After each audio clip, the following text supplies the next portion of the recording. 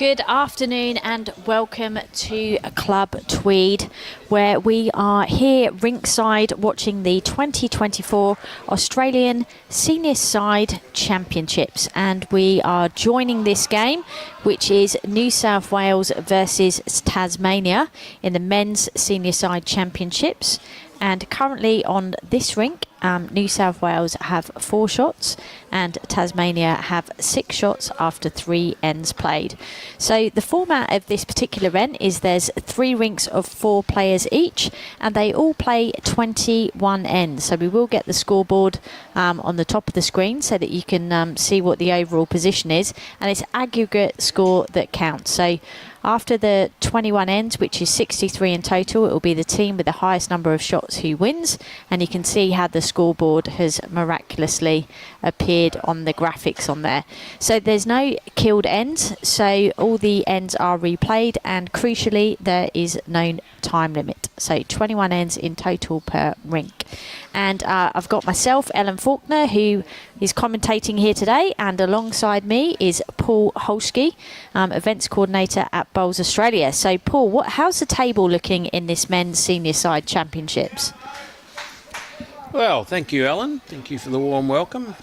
And we have, in the men's, we have Queensland, who have played 5 and won all 5. So they're sitting on top on 15 points. South Australia, who have played 5, had 1 win and a draw, or abandoned game, sitting on 13 points. Then our New South Wales played 5, won 4, lost 1, sitting on 12. So New South Wales are currently sitting 3rd. So this is a big game for them, and they are playing Tasmania, who are sitting very lowly at the bottom of the table, unfortunately for them, without a win. And crucially, there's only one more round to go after this game in play, isn't there? So there's a round tomorrow morning where New South Wales will take on Queensland, which could be a key match in terms of determining the finishing positions. And the team who's second in the table that Paul mentioned there, South Australia, they will play Tasmania tomorrow. So they are currently playing. Let me just have a look. They are playing Queensland at the moment. So there's definitely all to play for. There could be a lot of movement in this table before the conclusion of this event and competition. And thanks to Robbie, we've now got an update in terms of the overall scoreboard. So Tasmania lead New South Wales by 11 shots to 8. And you'll see at the top right-hand side, it's after 9 of 63 ends. So there's still a long way to go in this match. But interestingly, on this live stream rink, Tassie actually got off to a 5-0 start, so they certainly hit the ground running in this match. And we'll just talk a little bit about each of the teams. So New South Wales, we've got Paul Williams leading, Michael Clarke at 2, Peter Taylor at 3, and Robbie Warren at skip. And for Tasmania, we've got Patrick Saltmarsh, we've got Glenn Frame, we've got Shane Young and Tony Vince. So we join them now as they conclude this 4th end. So we'll just wait to find out what scores being declared, and we'll enjoy the rest of the game. Conditions are really, really kind here at Club Tweed. The weather is probably low 20s. The wind conditions are pretty calm. So we're in for a treat based on some of the ends of play that I've seen so far in this match. We certainly are. So, dropping 5. Now 6-5 down, so 1 shot the difference. So New South Wales have pegged that deficit back quite well over the last 3 ends. And Robbie Warren is obviously a very, very experienced campaigner. He won't be phased.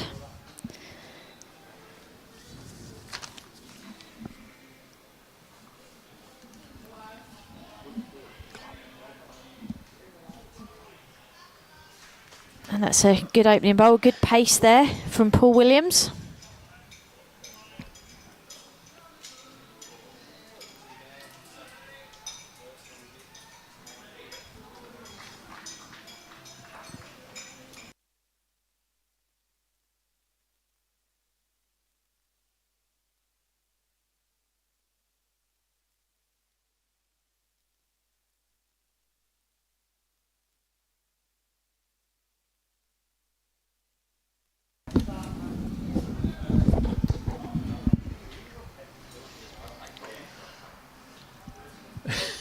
So a change of sides here because of that shorter bowl. I just wonder, Paul, if the backhand might be slightly heavier now that the wind's getting up. Well, it's the complete opposite direction to yesterday's game when we had the wind coming in from the southeast. It is now coming from the northwest, and the hand, which is right of screen, yesterday was extremely narrow, and consequently they were playing the opposite side. But today, one day later, they're now playing what was called yesterday the narrower hand, which is probably the wider hand today due to the breeze. But for New South Wales, they seem to have adjusted very quickly here on the fifth end. So our weatherman says that it's a northeast wind. Nor'easter, is that how you say it?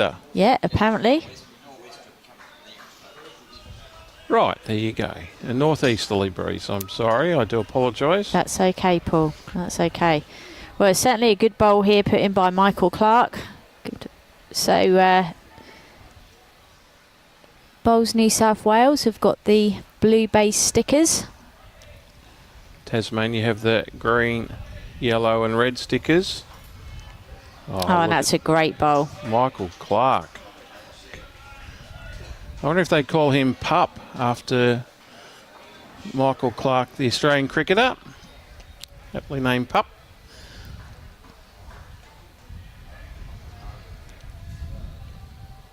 And this is a good reply here. Just slipping by, but in a good home. So Tasmania, we've got a couple of bowls just sitting behind the head there. Useful positions. Robbie's just calling for that to be covered.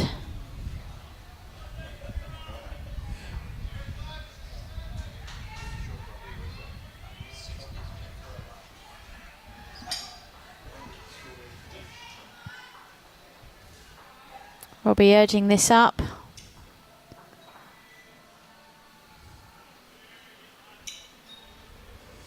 Just a fraction of pace required there from Peter.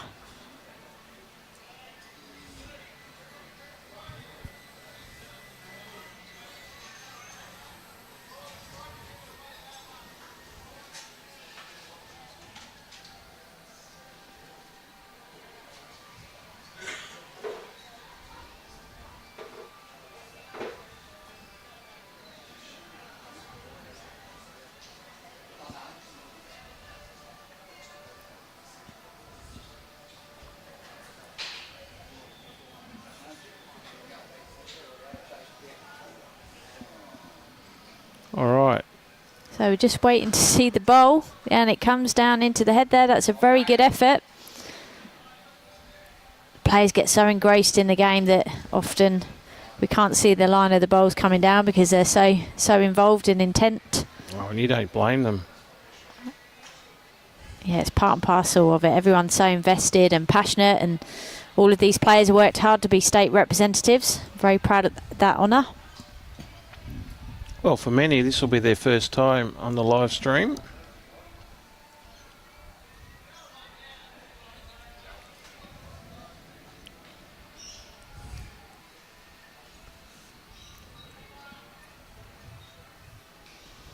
So I think there was a positive call here in terms of movement of the head. Yep, we're seeing a more attacking bowl. Will it hold is the question. Will it hold for both bowls? It's a goal. That was a great effort. He had a chance there. If he got the outside edge of one, he could have got across to the other. So very, very good effort there from Shane Young. And for those tuning in, watching the live stream, there is a chat function. So let us know who you are and where you're watching. And if you've got any questions, we will do our best to answer them throughout the broadcast. We'll also give score updates from around the grounds as we get through this session's play, so that you know what's happening elsewhere. So would it be around the grounds or around the rinks or around the greens? Technically, probably around the greens, but just...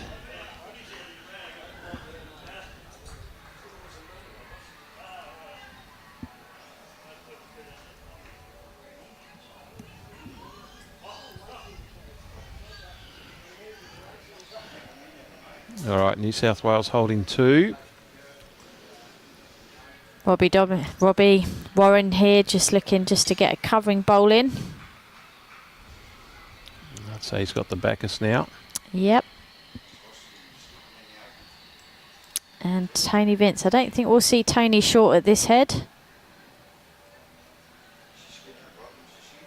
Yeah, just holding out.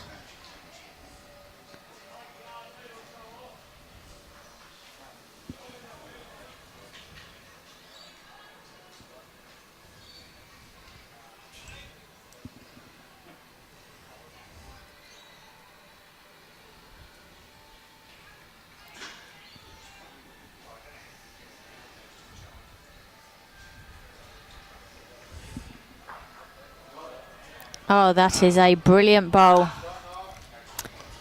Wow. Well played, Robbie Warren. Yep, 3 to New South Wales as it stands. Waiting for this final bowl from Tony Vince, and he looks on target, Paul. It's not far away. He's given it a chance if he beats the green. Oh, there you go. Well, I think he might have got second out of that. Bit of pinball there. Yeah, it can happen. Yeah, so I think it's 1 to New South Wales. Mate, 6 after 5 ends.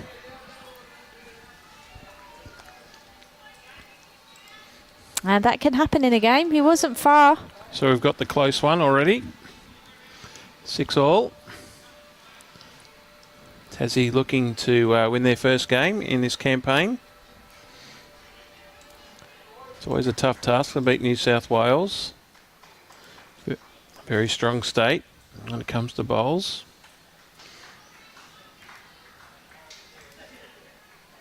As you would expect. Being the biggest state in terms of number of bowlers. Oh, what a brilliant opening bowl there from Paul Williams.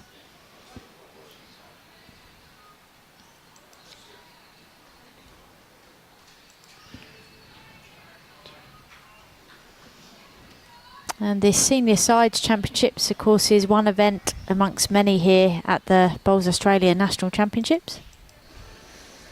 And Paul, you were at the Para Nationals recently as well. Yes, which concluded on Saturday. Great day. With the final game determining the overall result. With Queensland holding off Victoria by 1 shot. Thanks to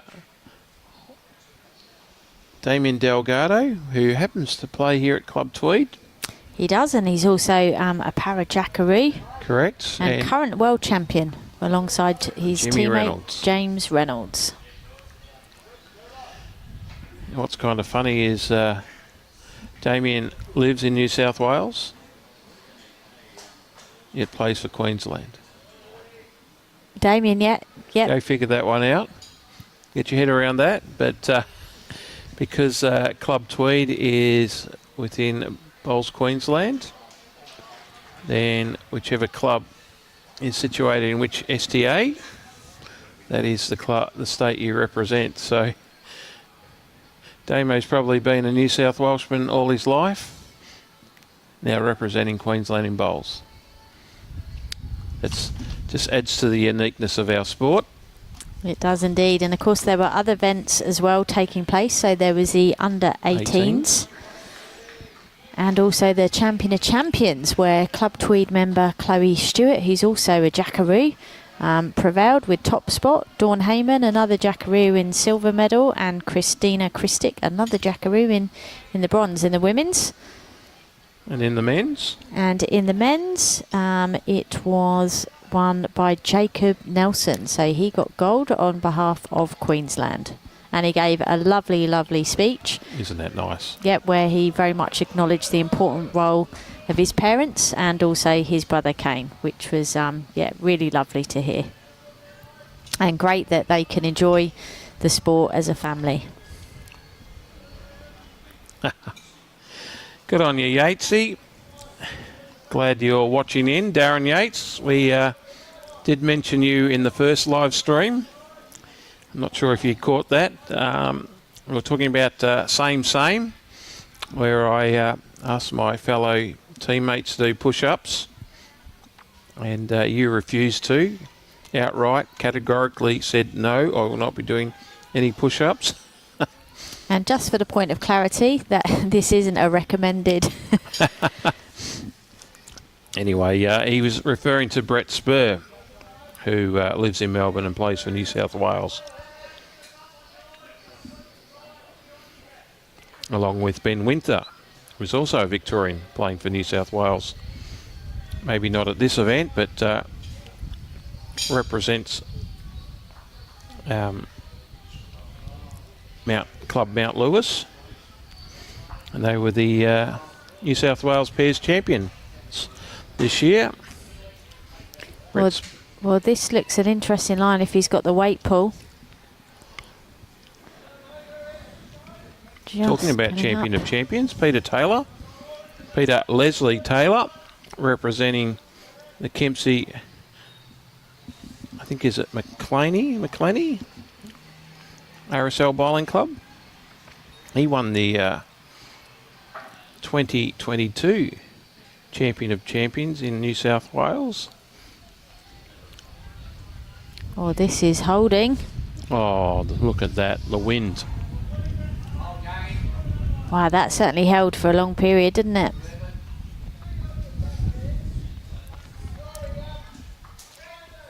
So just change it so Robbie's just having a look there, studying the head.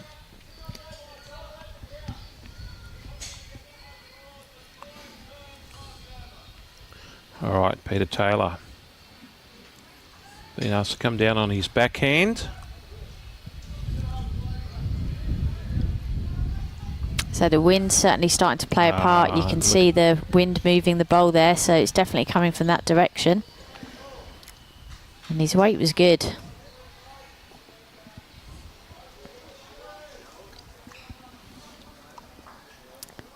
So Shane Young on the mat. Tasmania. Yep, playing that narrower line. So both Shane and Tony Vince, their skip, representing Club Beltania, Linsafari, however you say that. Must say I've never been there, that part of Tasmania, wherever that may be. If our viewers can help me where it is, that would be great. Maybe I'll have to do a Google search. So we've just seen a slight change in this head there. Shane Young just dipping under the head and just knocking the New South Wales bowl into the head. So advantage New South Wales as it stands at the moment. But there's still 4 bowls to come, so both skips left to play.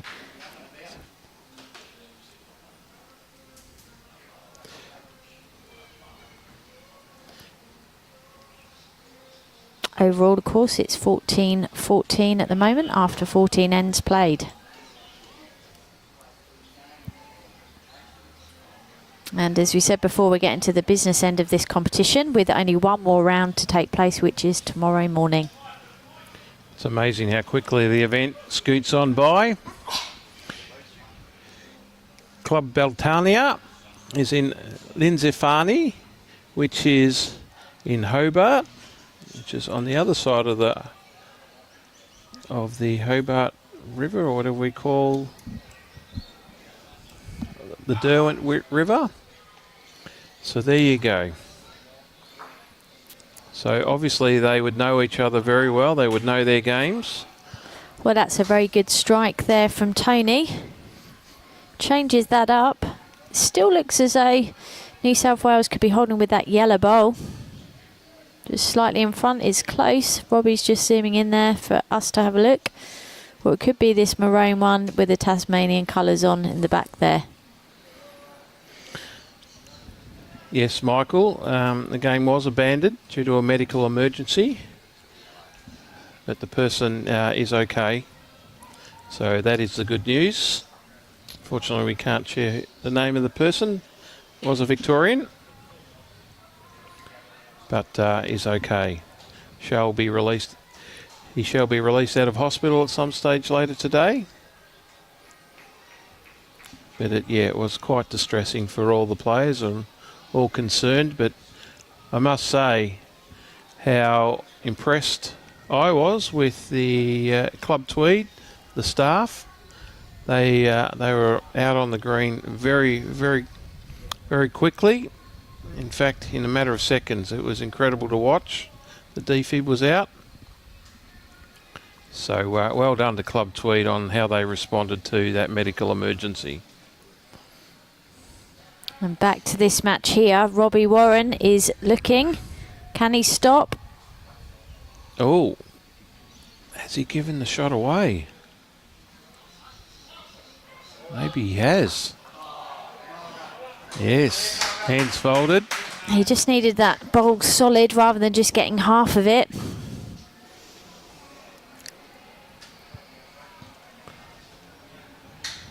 The third just saying, just come in and beat that bowl. You'll definitely have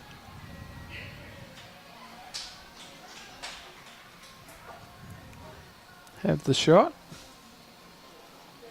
What are you saying, Robbie? Tasmanian bowl's got the shot. So the final bowl of this end, coming from Tasmania. Opportunity to add another. What can Tony do? He's got good line here, Al. He has. He's urging it up. Just hasn't got the speed. Okay, so it looks like it's going to be a measure. Yep. So Shane reaching for the measure. Of course, we do have our wonderful technical officials here who are able to come on and measure should the players so wish to. But most players tend to at least have a measure first before they call the umpires on. But we're very blessed to have some wonderful volunteers assisting us here at this event. One to New South Wales. So taking it. It's pretty close though. It was close. There's a couple of millimetres in it. So 7-6 to New South Wales over Tasmania. And talking about officiating, we did some filming last week, both at Broadbeach and here at Club Tweed, coverage of the Nationals with the support of the Sports Commission. So it's fantastic to be able to profile the wonderful work of our volunteer workforce. Yes, and without our officials we would not have an event. So we thank you for all of our volunteers for giving up their time and coming and supporting this great event. I know the players appreciate it, and as staff we certainly appreciate it. We certainly do.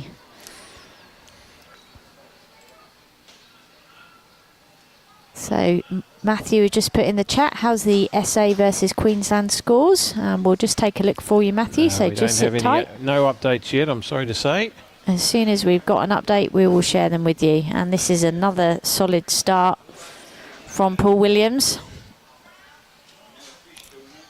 Playing away from the clubhouse here. Okay, so Paul Williams representing Helikalani. And what a reply here from Patrick Wow. Saltmarsh. Brilliant reply. Well played. And Patrick Saltmarsh representing Bernie. Coming with an absolute bomb. Yeah, quality leading from both leads. Now, how can Paul Williams respond? As I mentioned before, Paul's from Helikalani. Well, he's given this a go. Can it hold? Just going to swoop underneath. So both players opting to play different sides of the green.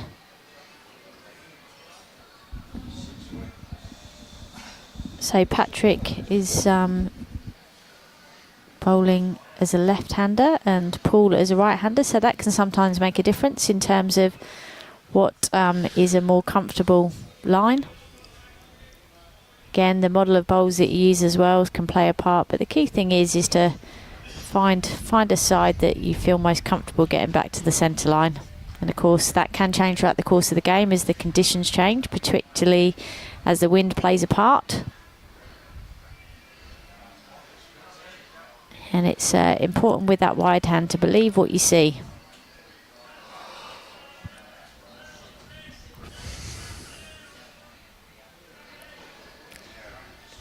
Okay, we have Glenn Frame on the mat from Howrah Bowling Club, also in Hobart. He's going to come under Patrick's bowls. So Tasmania holding 1. Michael Clarke representing Maryland's. Just looking to put another one in the head. Fatten the target for his third and skipper. Oh, he's put one at the back. Okay.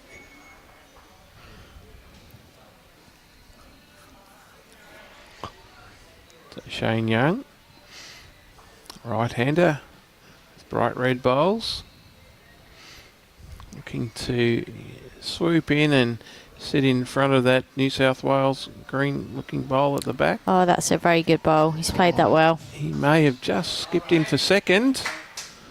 Important there to get another bowl in the head. He did. Correct. So. Played a good weighted bowl.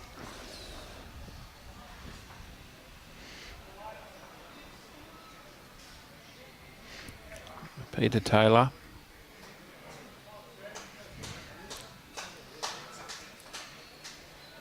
It's a famous name, Peter Taylor.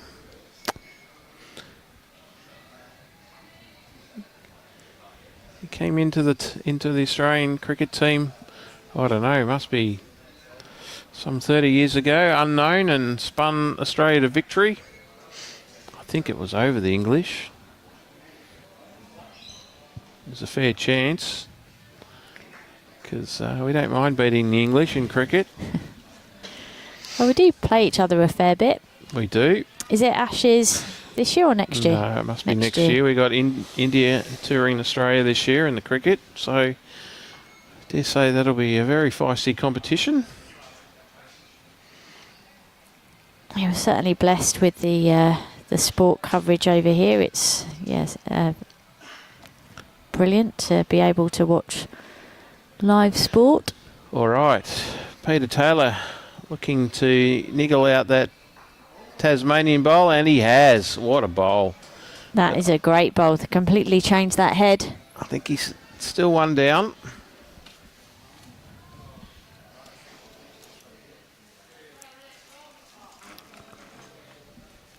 So it's good to see the skip and the third conversing on what to do next.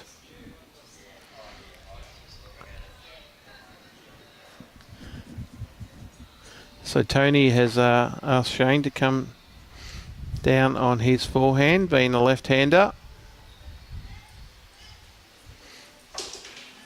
He's gone a little bit on the narrow side. And hasn't quite got the speed he would have liked, or his skip would have liked. Was that a little shake of the head? Oh well.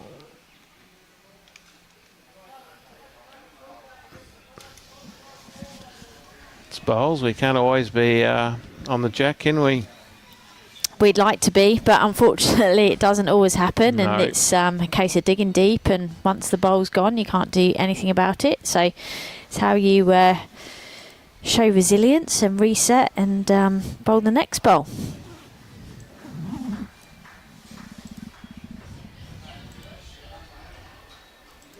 So really clear communication between the third and the skip there, between Peter and Robbie. So Robbie looks as though he's going to be playing under the head on the forehand with some pace. That's certainly what seems to be indicated, so we'll work out if their non-verbal communication reflects what they were saying verbally. So he's playing under the head on the forehand here.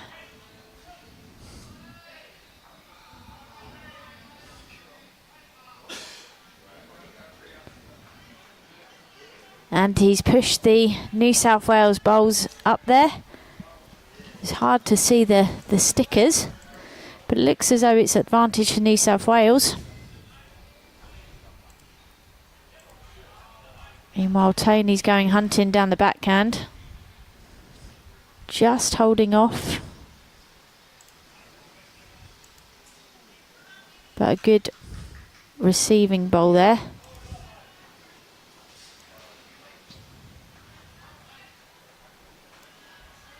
So calling the same kind of shot. If he can sit that bowl away, he makes a few. Nice wide hand there, so around that short front one. And under the second one, he's in the area. He looks as though he's played a very similar bowl here.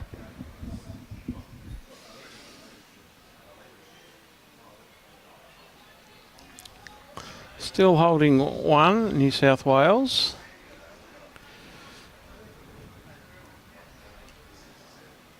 If you can sweep that ball out to the left of screen. Well, he's certainly tighter with this delivery. It's just going to slide across. Hands on his head. Which is normally a good indication that it's not quite the result he was hoping for. Yeah, you do get a number of players who wear their heart on their sleeve. Yep. So it's now 8-6 after 7 ends.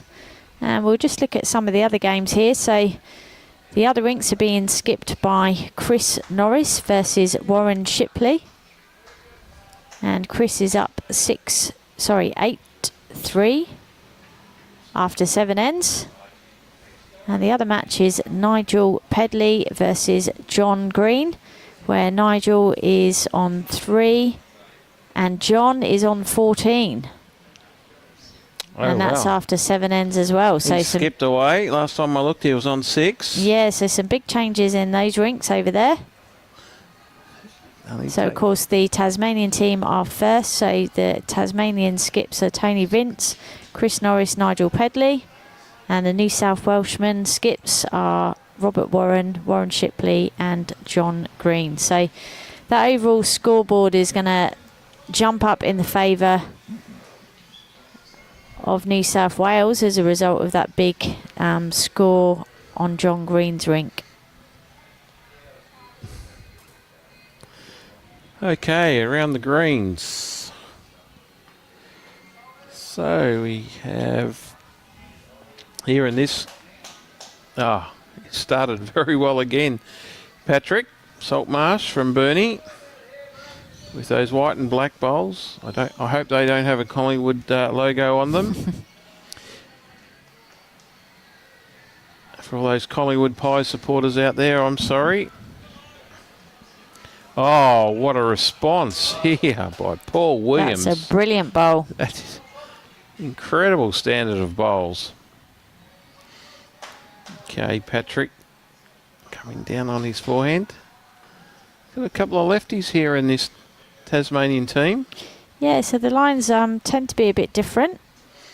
And he bowled him from a different here we go. delivery. Look at this. Oh, can he get any touch? Oh, it's a good home though. They can work off that bowl. Anyway, in the ladies, we have Tasmania on 15, leading New South Wales by 4 shots after 15 ends. So Tasmania on 15 and New South Wales on 11. Another beautiful bowl going in here. Michael Clarke, come on down. Just squish through that little gap. Some quality bowling from both teams.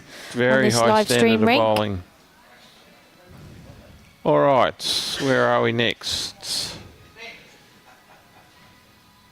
So WA versus Northern Territory in the men.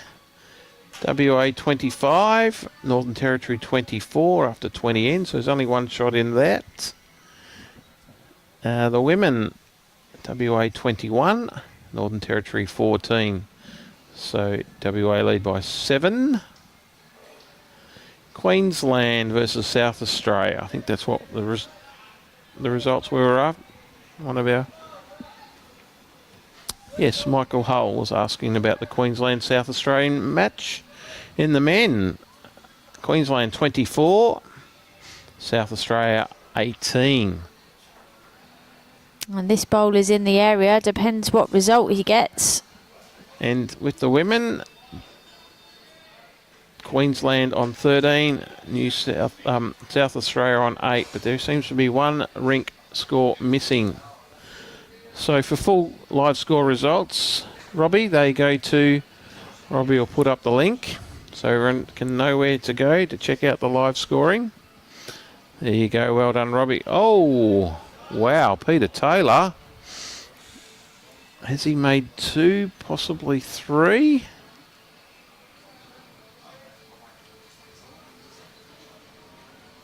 Anyway, Tony unfazed just says to Shane, come on down, hit this red one.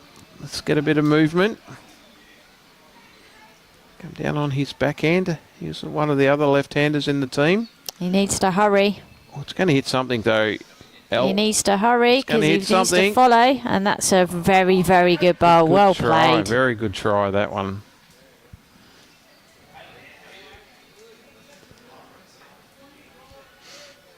Okay. Asking for a backhand draw onto that Patrick Saltmarsh bowl, that black and white one. Does stand out well on the green though, doesn't it, Alan? It does. And he's just... Oh, wow. Done it. Played that perfectly. Robert should be very happy with that. Yeah, because it looks as though it will squeeze the jack from the angle there on the top left-hand corner of the screen. Hence why Robbie wanted a bowl there. All right, Tony asking for a little bit more weight onto the blue bowl. It's going to hit something. Well, he's got second prize here. He's got that angle covered.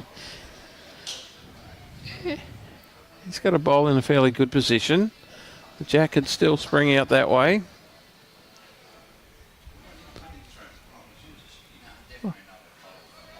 What does that logo look like? That's an interesting one, isn't it? It's not a jazz one, is it? Or...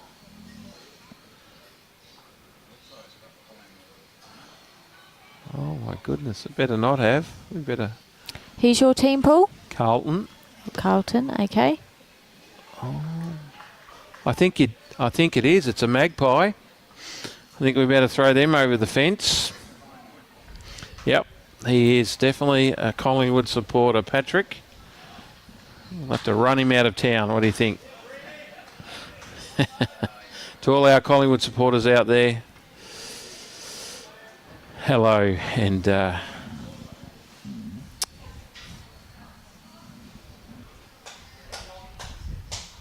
was just unfortunate they didn't make the finals this year. Pulled up a little bit short.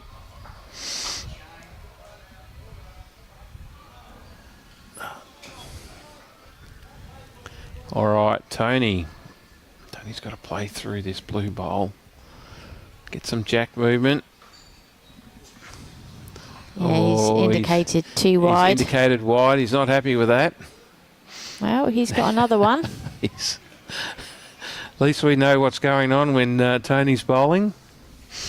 We don't have to anticipate what's going to take place. He's going to let us know. Okay, Peter just asking Robbie just to finish in that area there in case there is any jack movement. That's a very good call. And nicely out there from Robbie. All on his pace now.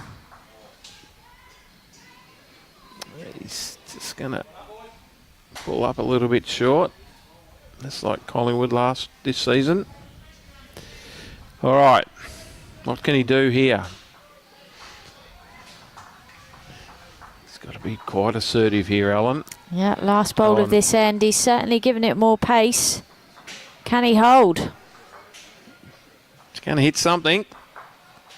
Not the result he wanted. He needed just rocked it. He had to hit that blue one, didn't he? He did. Or the split and follow maybe would have worked. Yep. But yeah, just not the outside edge. But he was in the area. Yep. And it's another single for New South Wales, making it 9-6 after 8 ends.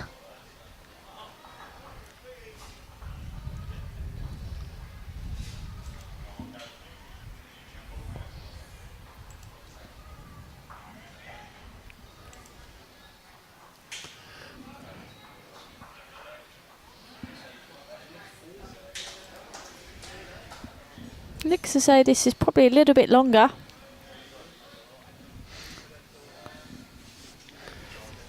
Paul Williams from Halakalani. It's up near Newcastle, isn't it? Or just south of Newcastle. I actually went to Newcastle for the first time a couple of weeks ago. Yeah, it was that weekend. Did it go well? Yeah, lovely, thank you. Yeah, caught up with family. Didn't you have a little family reunion thing? We did indeed, which was very, very lovely. Oh, that's nice. You drove up and back? Yes, yep. It's a pretty good drive down the highway. Yep, yeah, it was pretty good.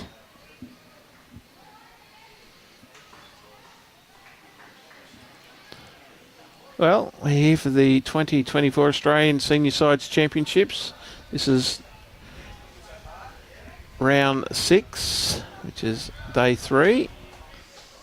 And another good opening bowl here from the Tasmanian lead, Patrick Saltmarsh. He's really dominating that straighter side, isn't he? He's doing really well. And good weight. He's got those Collingwood bowls to talk. So Paul Williams. He's responded pretty well when Patrick's got one in there, but not on this occasion, I don't think you'll find. That will come all the way back. Coming back with the breeze. Yeah, he's got all the way back to centre line. That's finishing in a good position. Who would have thought?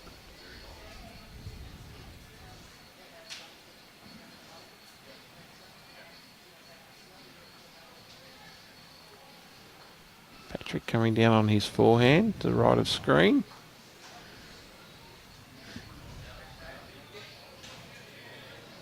He's also got good line. Yeah, and he's finishing in a good spot as well. Yep. Welcome, Karen. Karen's watching from Warilda. Hope I've pronounced that correctly. Yeah, where would that be?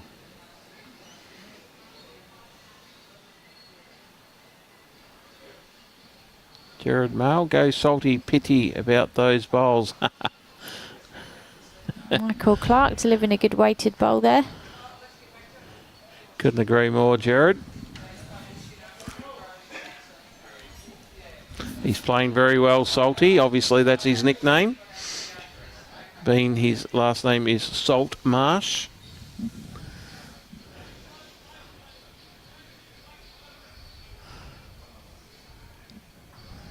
While Michael Clarke coming down with his last bowl of this end on the forehand.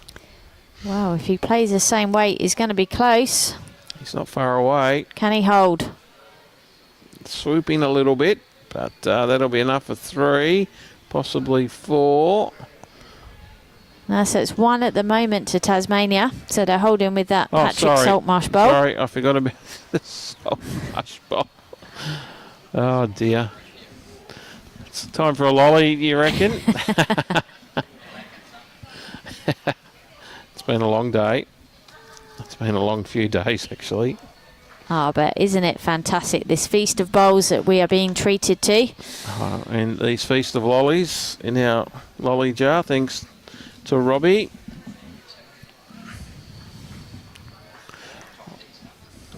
So, let's correct this. Tasmania holding 1. Well, they are. What has Peter Taylor got to say about that? Oh, just the wrong side of the bowl. Very close. But a few seconds in there for Bowls New South Wales. And Tony asking his third, Shane Young, to try and add to the count. At least protect that bowl as well.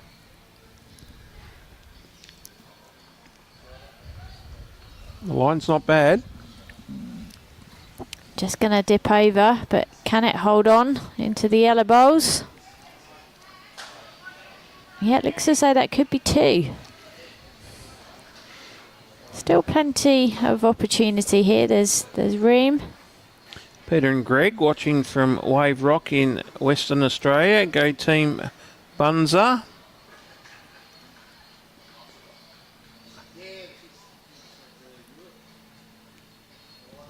Not sure, Bunza. Would that be Bernie? Bunza? Anyway, Peter might clarify for us. As we see Shane Young try and add another. Just pulling up. Picked a good line. Yep. Pulled up short like Collingwood. So just got to navigate the short bowls, base skips there. Just looking for a line either side. Here we go. Tony Vince's nickname is Bunza. Thanks for clarifying that, Peter. So we got Salty, Bunza. What about Shane Young? Has he got a nickname, Peter? He's probably called Youngie.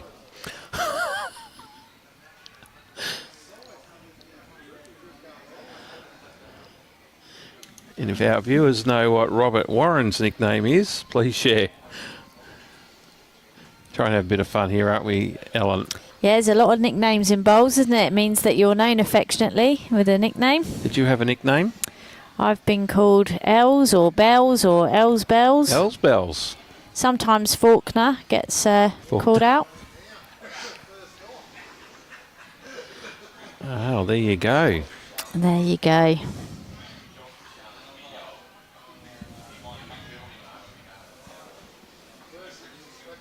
Sometimes Elsie. There you go. Youngie. Elsie. Yep. Well, Leah in the office calls you Els. She does indeed.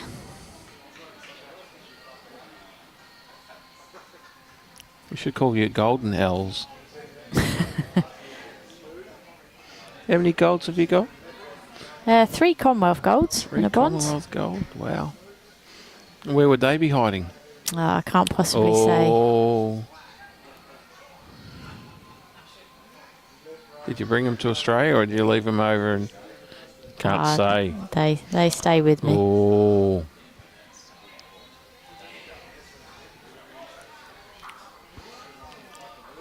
Wow. Robert Warren has made 2. 2 shots there. It's a very fortunate result. And not an easy target for Bunza. For Tony here. I'm just trying to work out. I think he's got 2/3, so he can afford. They're having a look at this plant here or the cannon. See if he plays onto that white and black bowl there. Or they're looking, yeah, so the number 3 is given both options. So he can play that forehand down there and let it swing into it. Or he can go quicker. And he's given this a chance. Oh, Bunza, here we go. Oh, just, it's in the Hurry way. now. Oh, it's just going to, oh, good try. Good effort, and apologies there that people couldn't see on the camera, but players are very, very invested in this. Youngie got in the way. Which is completely understandable, but it's 2 shots to New South Wales that broadens their lead to 11-6 after 9 ends, and the overall scoreboard again is starting to open up, but there is a long way to go in this game. Yep. So as we said before, it's 3 rinks playing 21 ends each. There are killed ends, which means that they're replayed. So 63 ends in total, and you can see the cumulative score at the top of the scoreboard there. So 30 shots to New South Wales to Tasmania's 19 after 25 ends played. with John Green holding on to that lead of 16 shots to 7 after 9 ends. But Chris Morris very much leading the Tasmanian team, 10-3 against Warren Shipley. Still lots to play for, as Robbie just updates the scoreboard there.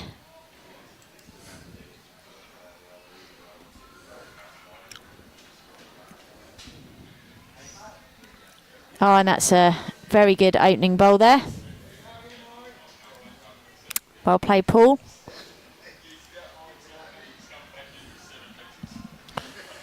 If only I could play that well, Alan.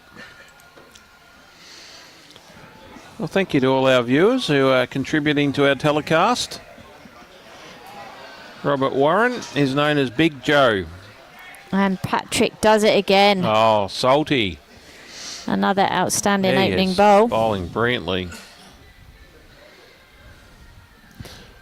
So Paul Williams on the backhand. He put in a good first bowl too, but salty, he was all over it. He's on fire. Robbie's urging this one to finish. Tell you what, it's not far away. Oh, what a bowl. Two tremendous bowls from Paul. And look at that sportsmanship. Yep. Both players high-fiving on the mat, and that's what you want to see. It's a high-quality game here. What's Salty going to do here?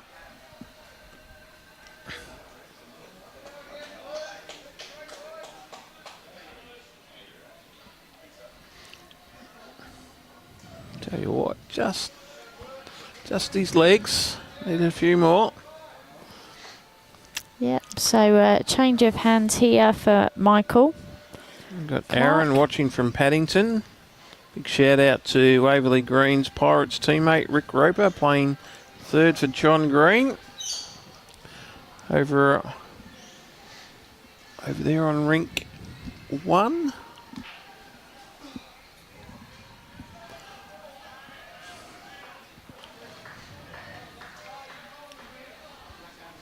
Cracking bloke, Rick Roper. We were talking to him last night.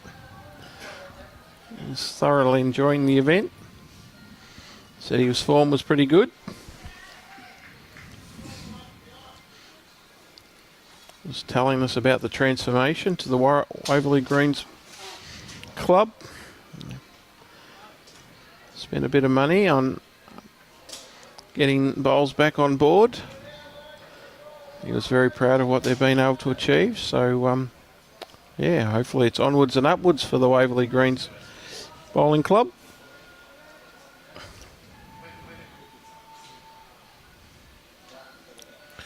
All right, New South Wales holding 1. The Paul Williams bowl. What can Glenn do here? Glenn from Howrah. There you go. Thanks, Sam. Paul Williams' nickname is Willow. Getting to really know the players here today, aren't we? We are, which is great. What about Peter Taylor? Have we got a nickname for him? Well, he's just put a good bowl in there. Another one around in the head. There must be a nickname for Peter Taylor. It'd have to be. Maybe we could call him Offie. Peter Taylor, the off-spin bowler for Australia.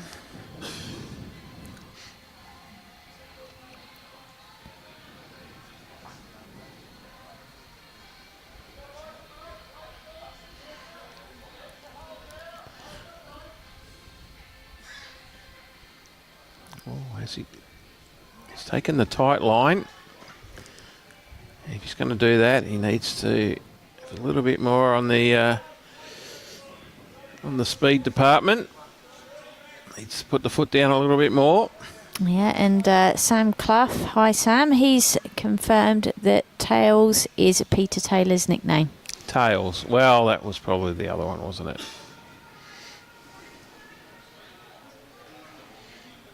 Okay. Cracking bloke too.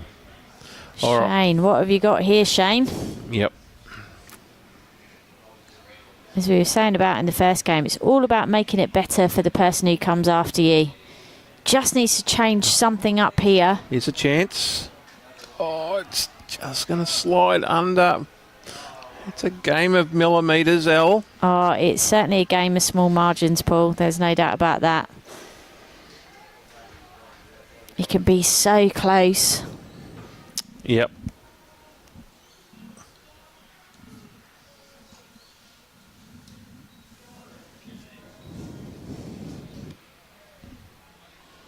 There's only 8 in it overall. There's not a lot at all when you look about the number of ends left to play.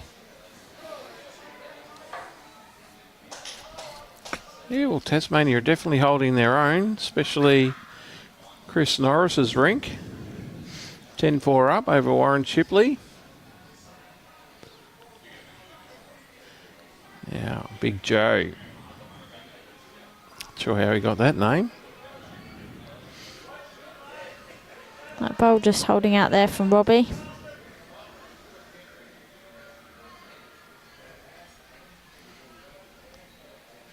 So Tony's just looking for any movement here. There is a chance he can get that bowl. Just gonna get the gap. Yep. He's kicked another goal. Just wanted to hit something sometimes. Can be a very frustrating game.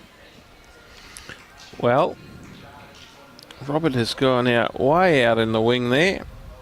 Yeah, it's a big hand, that hand. Well, if the jack spits out to the right of screen, it could be the catcher. Not that one. He's indicated wide again.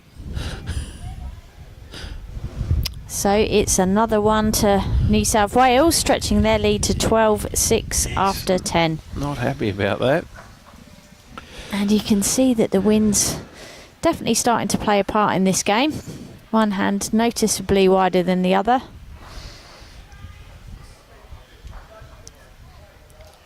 So how many ends in a row is that for New South Wales? So New South Wales have picked up 1, 2, 3, 4, 5, 6, 7, 8 ends. 8 ends in a row. Yeah. Wow. Put their foot down.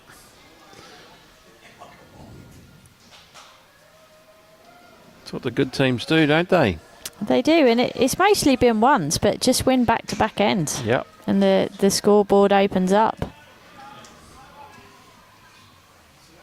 But as we saw in this morning's game, whilst it was started off as ones, early on there was a few multiples to be seen and back and forth on the scoreboard, so anything can happen.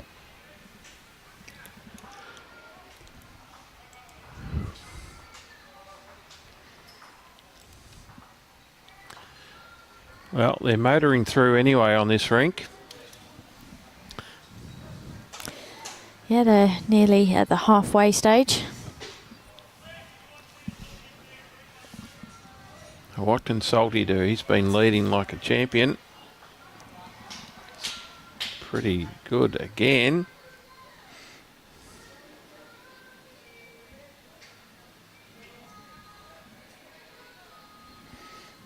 Two good bowls from the leads again.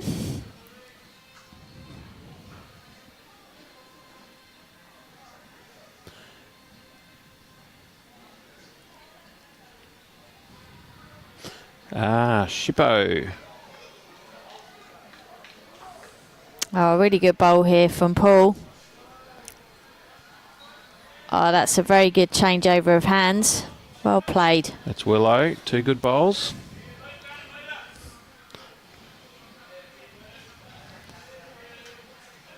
Salty holding 1.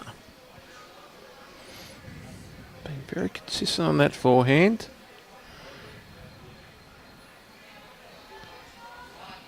And stop on the line, thereabouts. That's a good home also.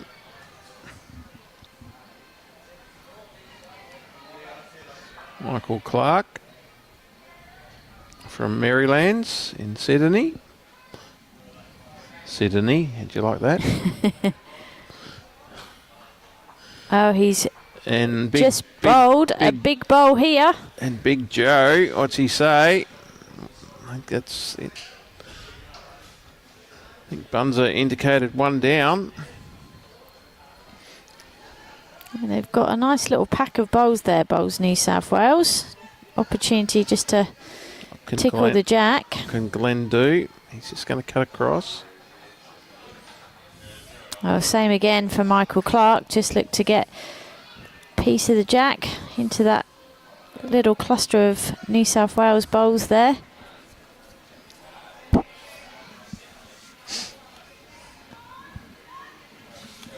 And he's close, Paul. Just holding off. He just got caught for speeding, that's all. Another bowl in the zone, though. It certainly is. Opportunity knocks. Well, Glenn's looking to either promote Salty's bowl. Oh, he's close here. Or grab the jack. Or splice. He wouldn't want to splice the jack. If they were to splice the jack backwards, that would potentially be 4 down. I think Peter's tails, he'll be looking to do a little trail of the jack. Just need to take it back about 2 feet and they will be celebrating.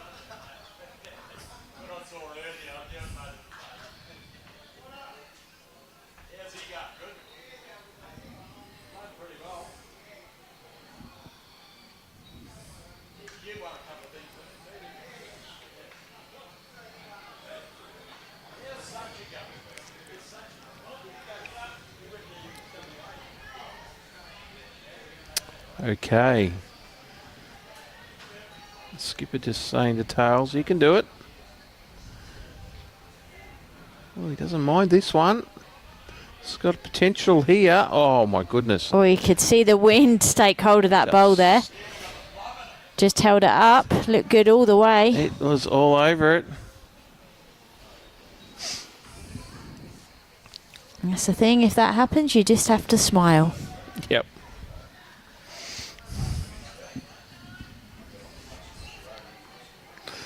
All right. What's Shane Young done here? Needs it solid. He doesn't want to touch the jack. Oh, that was not a good bowl in the head there, but yeah, it was a bit touch and go as to whether he was going to get a little piece of that jack and slice it off. Got 2 bowls to the right there, right of screen. If Bunzer can splice the jack to the right. It's one of those heads, isn't it, that you kind of feel that there's a score. Way. Yeah, a big score for either side here. Well, we know Tasmania need to stop this run of, was it 6 ends? Yes, yep. Yeah, they're going to need to do something, otherwise this game will... It's actually 8 ends. 8 ends. We'll get beyond them soon if they don't.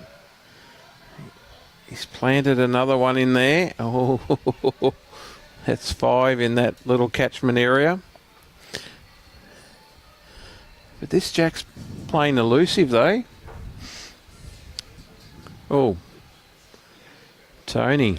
Oh, yep, that's wide. Maybe you should take up cricket umpiring. Big chance here for Robbie Warren.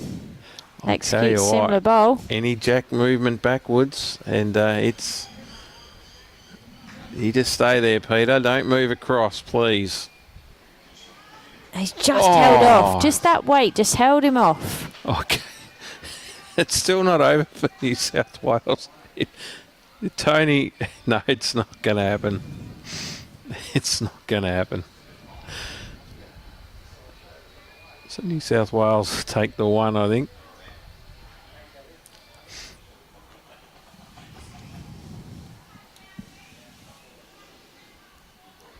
They're having a look.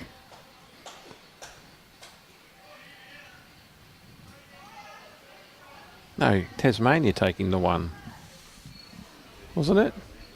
Well, they've kicked one bowl out. It's not clear whether that was kicked out because it was declared or just to have a bit more room to look around the head, but we'll let you know as soon as we know. Just the one. So it's 1 to Tasmania. So 12-7, and it'll be interesting now if there's a change of tactics. It's amazing. Yeah. Salty's bowl didn't get moved. So we're having the mat up, and often that can happen. Yep. It can happen indeed, that sometimes one of the first bowls of the end stays there. Just goes to show.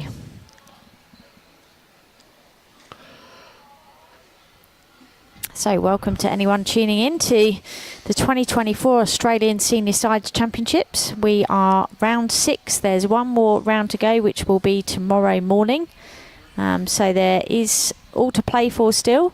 But teams are going for bronze, silver and gold. And this is a big game for New South Wales in their quest to secure the trophy. Victoria have been dominant in the women's section so far, having not dropped a game. He is on fire, Salty. And it's another great opening bowl from Salty, as he's affectionately known. He's bowling very well. Change of length, and he's still... But every time he's put it in there, Paul has seemed to responded. They're having a really good battle, these two up front. Very good contest. And here we go. Look at this. Oh, it's just going to go through a little bit. Yeah, it's a quality game. It is. The score is not really indicative of the standard of play.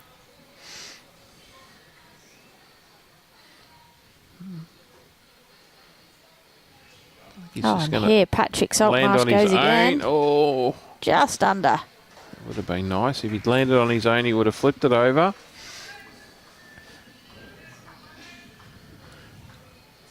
What do you reckon, Robbie?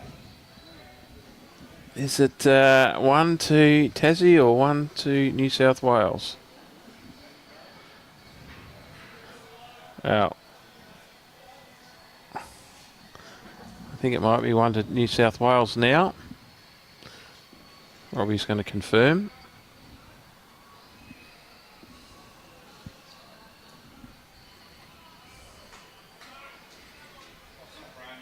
Could be 2 to New South Wales. It certainly looks it from this camera angle. Glenn unfortunately had the right line, but didn't quite make it into the head. So Michael Clarke with the yellow bowls. Wonder if he has any relation to the Michael Clarke, the cricketer.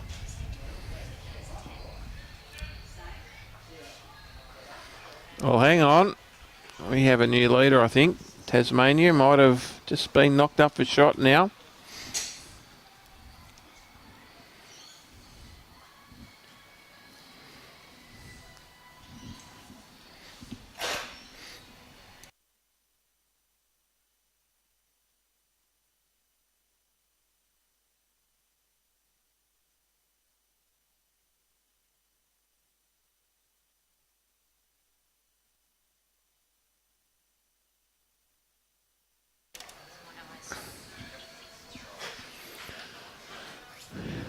Tasmania holding 1. Great line once again by Paul Williams. No, Michael Clarke, I'm sorry. Michael Clarke with the yellow bowls. All right. Well, this is a high quality head. Oh, and this is a good bowl coming in here. Lovely here. What a cracking bowl. Oh, well played. And a round of applause from the crowd. So a few here. Come on, crowd, get into it. A few here for the Tasmanians. Can they hold on? So as it seems at the moment, a good change of length, good tactical move by the Tasmanians. Oh, he's not, is he? All right, you've done it once before, Shane. Do it again, says Tony.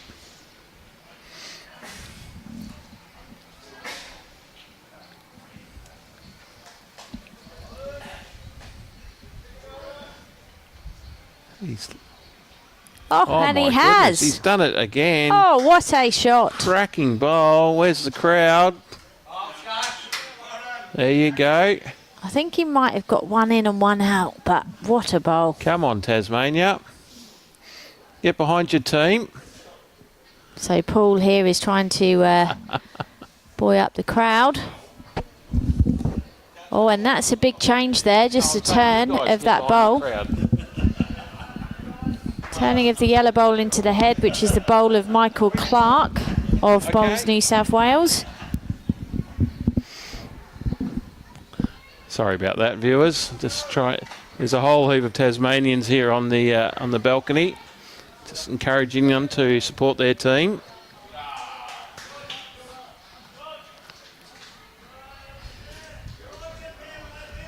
All right.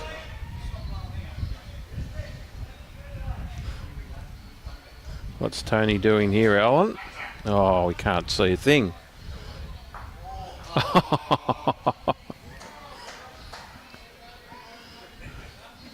In fairness, he moved out of the camera shot very quickly once somebody made him aware. So, one to New South Wales. There's a couple of seconds in there, or a few seconds. So really important, I think, that Robbie gets another bowl in here. Big Joe. Oh, what a bowl. Oh, wow. Oh, we need the side angle here, please, Robbie. What a bowl. Top left-hand corner, you can see it, Paul. Oh, sorry. What do you reckon? Just the one now, again? I think he moved the jack back enough to cut out that yellow bowl. Yeah, but he's made it much safer. Oh, no.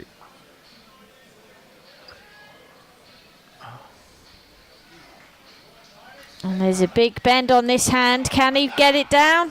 Oh. There you go, the crowd calling out Bunza, so they all know him as well. So, can Big Joe add another one? Just get around that front red one. Oh, I think he's gone. Oh, he's definitely been caught by the cops for speeding.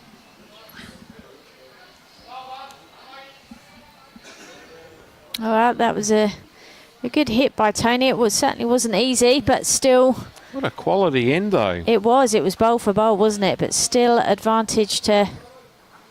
That's 9 ends on the trot now. I know we talked about this in the last game, but 9 in a row. What do we do now to try and... Well, there was actually Tasmania just obviously played a very good end there after getting the mat and shortened it up, took the mat up, and they were obviously holding for a period in that stretch. But now New South Wales have then gone ahead again. So, yeah, they've got to try and get that jack back, keep trying new things, but it's 13-7 as it stands at the moment. After 12 ends played. Long way to go in this game. Nobody's played T to T, interestingly, Paul. We didn't see that in the women's game earlier either. So no, maybe stopped in for the sort of short 3/4 length. Do you think the wind has something to do with that? Potentially, but sometimes it's worth stretching out and testing yourself.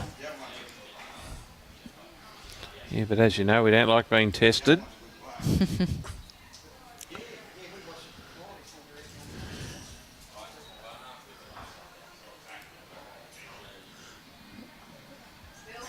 We might have to go around the greens and have a look at some of our scores. WA, wow. WA versus Northern Territory in the men. There's one. Oh, look at this start again from Salty. Oh, Salty. Sorry to interrupt, Paul, but that was a great bowl. Whatever he had for lunch today, he needs to have it for lunch tomorrow. He is on fire. Anyway, around the greens, WA in the men's 25 and NT 24. There's only one shot in it, so it's a very close game. In the women's, WA 21, NT 14. Queensland versus South Australia. In the men's, Queensland 24, South Australia 18. 6 shots. In the women's, 13-8. Hasn't been updated for a little while. We'll have to get on to Howie, see what he's doing. Must be yakking. Must be talking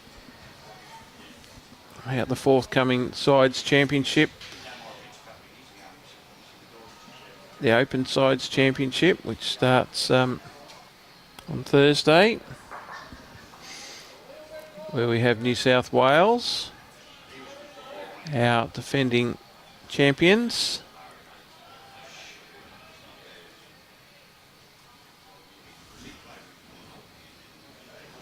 What do we got here?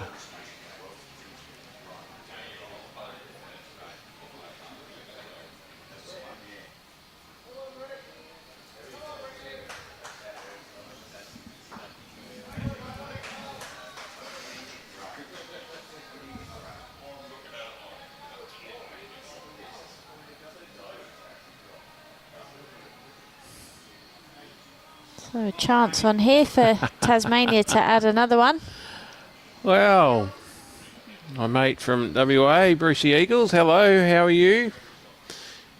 Thank you for the encouragement. It's a shame you're not here playing. I would love to have watched you play. But it's glad that you're listening in. And I don't know about, I think Clive's still the GOAT when it comes to commentary.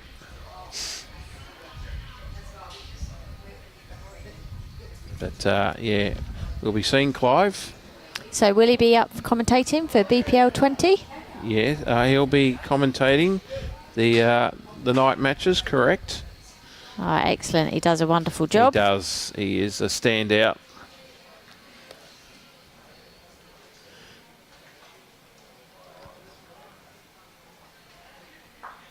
Okay, so this hand is getting bigger. It's a case of believing what you see and really throwing it out there.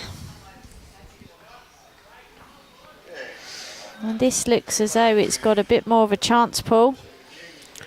Yeah, Peter Taylor. He's just knocked into his teammate's bowl. So Salty still holding one.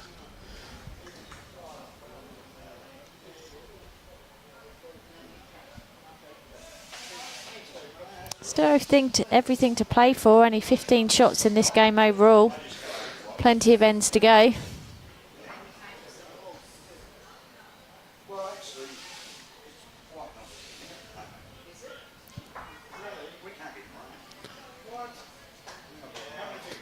Okay. Shane Young looking to draw in for a second shot. Hasn't quite got the legs.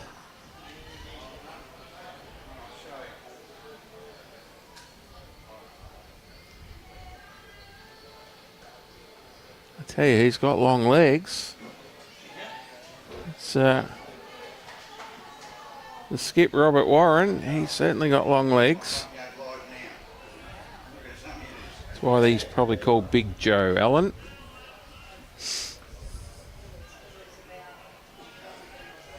Oh, he looks interested in this one. Oh, if his teammates round that short bowl. This hasn't got the speed. Tails will be unhappy with himself because he had good line.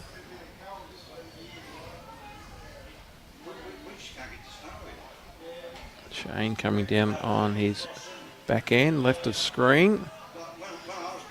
It's just asking a little bit too much, I think. It's going to come around the back. Oh, he's covering that wing bowl if the bowl is to fling out to the left of the screen. It's Robbie just indicating he just wants to play under there on the forehand.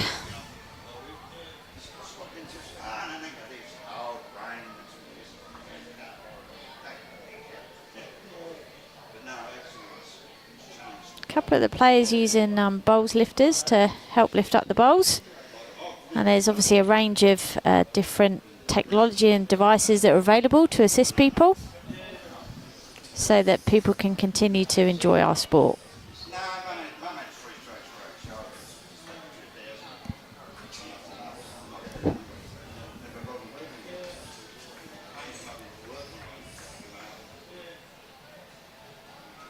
Robbie being positive at this head.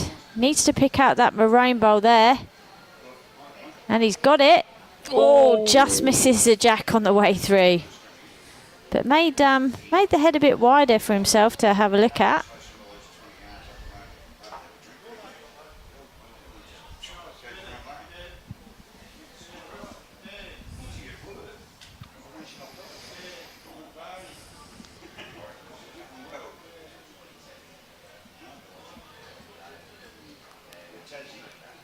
Okay. So Tassie need another bowl roundabout here. Because at the minute, Robbie's got the white with black bowl out for 2 shots.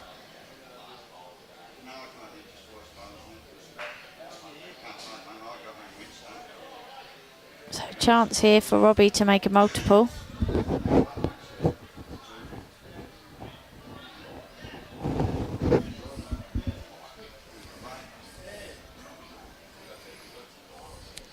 Can he get down?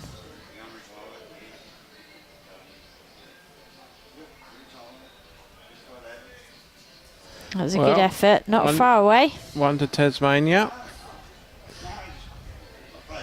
Tony looking to add.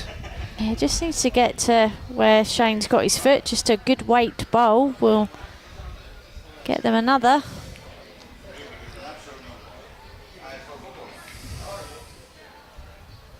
He's not far away, Paul. He's done it. Well played, Tony. 2 shots to Tassie. 2 to Tassie. He needed that. He did indeed. So it's 13-9 after 13 ends. Tasmania claw back another 2 against this overall scoreboard. All games are close in this tussle, with the exception of John Green, who's 19-7 up against Nigel Pedley. Or now gone to 21-7. So that's the difference really in the scoreboard. The other 2 games are evening each other out.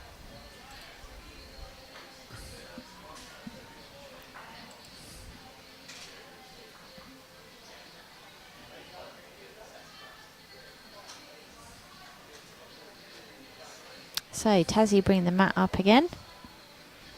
Can Salty continue his great form? He certainly has been on fire, hasn't he?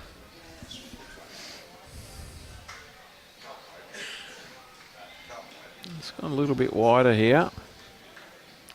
It's drifting back. Wow. It's still a very handy bowl. He's done very well. And as we've said, Paul Williams has responded very well. They call him Willow from Helikalani. Ah, look at that. Oh, I thought he had that bowl for sure. He wasn't far away, was he? Blistered the paintwork, as they say. Oh.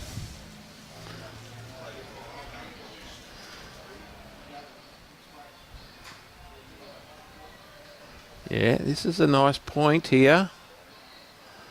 He's just telling it to hurry. Oh, well, we'll give him 2.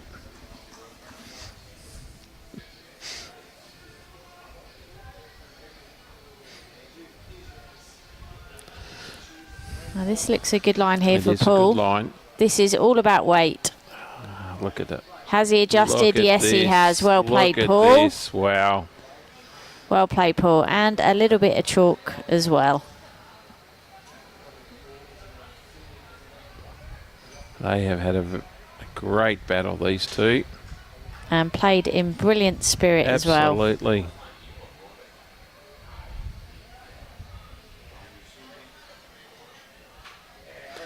Through the gap.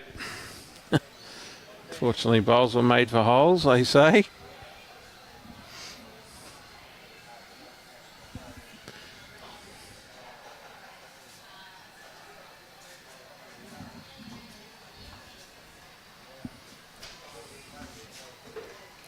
Michael Clarke with his famous yellow bowls. They certainly stand out. They do indeed. Not far away, probably about 18 inches.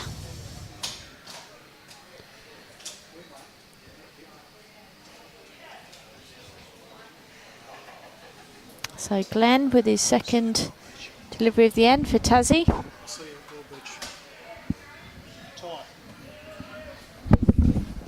Sounds good, mate.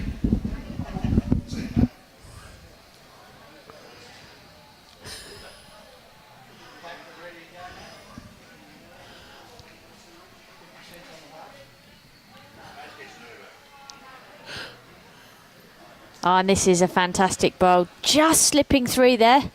But another good bowl in the head from a New South Wales perspective.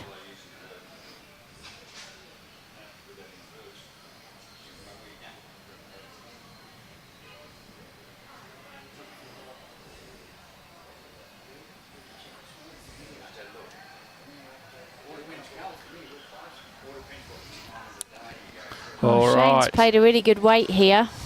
Just holding out. Some catches over there. Yeah, and the way that hand's playing, you know, there is a chance that you can slice the jack, but sometimes, Paul, it's easy to get lured into trying to play the big shot to make the score, where sometimes you just need to do the basics well and just score. Exactly right. So just try and draw a shot, and then after that have a look, but just try and get the shot. And to Nicole Shortis out there listening, watching on, thank you, Nicole, for your very generous words. We appreciate it. Hope you're having as much fun as we are. It's good to have a bit of fun. And Shane. Oh, look at this. He's just going to slip on through. Oh, great effort. All right, what's Tails going to do here? He's going to also look on the backhand. Yeah, he just wants to tidy this head up, doesn't he? He wants to move the jack a little bit, doesn't he? Yeah. Just wants to try and create 3 or possibly 4. He's just under it, unfortunately. I think the wind starting to spring up a little bit. I can certainly feel the wind from up here. Yeah, it's certainly getting up, and I wouldn't be at all surprised if Robbie, when he gets on the mat here. Robbie, he's on the controller.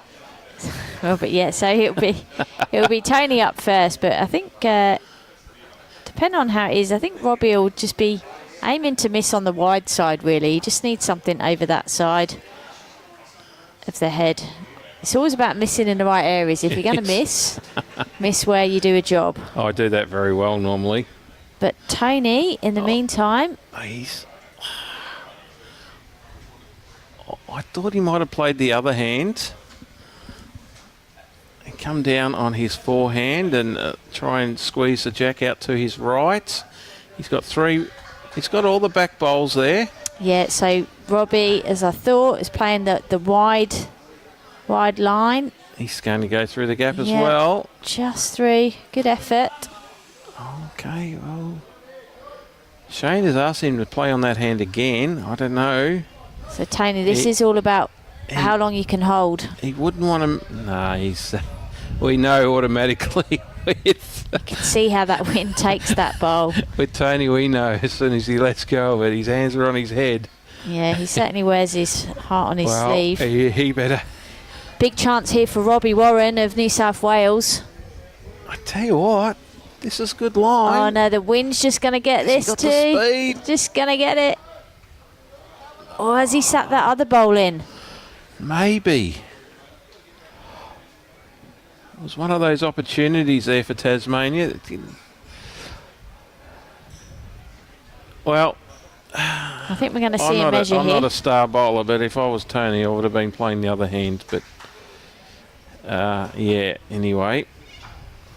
Jack had to be moved. It's all about the conditions, though, Paul, and you know, playing the side that you feel you've got a good indication as to what the bowl's going to do and what you're most confident with at the time. So there's never any right or wrong with shot selection. You know, there's always going to be shots where there's a chance, you know, more chance of getting it than others, but it's about how confident you feel.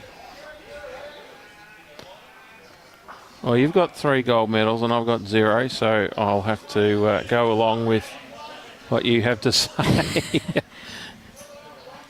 All right, so how many was that declared? How many, Robbie? 3. We believe it's 3, but we'll just double check the scoreboard. If it was 3, it's going to be 16-9 after 14 ends. Doing a great job there on the controls. How's our round the greens? I think I might have to give Howie a little bit of encouragement. Send him a little text and say, Howie. So Andrew Howie, of course, is our events manager. He does an incredible job. I've already got it ready to go. Just press the button. There we go. And we'll get him on his... Get him out there. He does a great job, does Andrew Howie.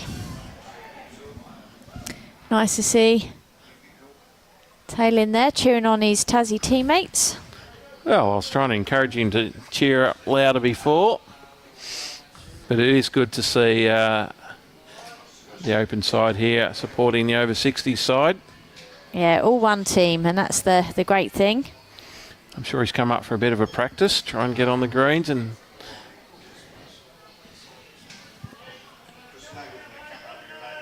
is that something you used to do? Get there early to the venue and a day before? And yeah, if the opportunity presented itself, you always want to have a go on the greens and the conditions. You know, noting that things will change, but at least it gives you an idea for the pace. You go into the match knowing a bit more about what to expect, but you've always got to keep an open mind and be flexible. All right, Salty, he's played very well today. So the big thing about the difference from playing here versus in the UK is that the characteristics of the greens don't really change too much in the UK. You go on it one day to the next, it's going to be pretty similar. Whereas over here, obviously, the wind does play a big part in the game. And, you know, one day you might play one side of the green, and another day play another. Right. That's not a bad bowl. He has been playing on his forehand, so they did force him to change to the backhand. And as a result, he went through the head. So Michael Clarke with these yellow bowls. Can he just turn his teammate over? Yeah, that's a good result. Still got one. Yeah, just indication there from Tony. Just saying one down. So Glenn will be looking for a little trail here, if he can. Yeah, there's a big opportunity. Oh, has he got the wide? He's got a good line. It's all about his weight now. Can he bend? Oh, he's got great bowl here. What a bowl. Well played. What a shot. There you go. Well played, Glenn. Called it early. Bit of chalk as well. Yep. If only Bunza had a hat on, he would have lifted the hat. That's what I like to do when I'm skipping. Give a bit of a tip the hat. They love it. Just a little bit of encouragement goes a long way, Al. Yeah, it does. It certainly does. Oh, and this is a great reply. This is not far away either. Look at this. What a reply. Oh, my goodness. Oh, what a bowl from Michael Clarke. How good was that little box in the top left-hand corner? We were able to see the movement of the jack. I fancy Tasmania for one.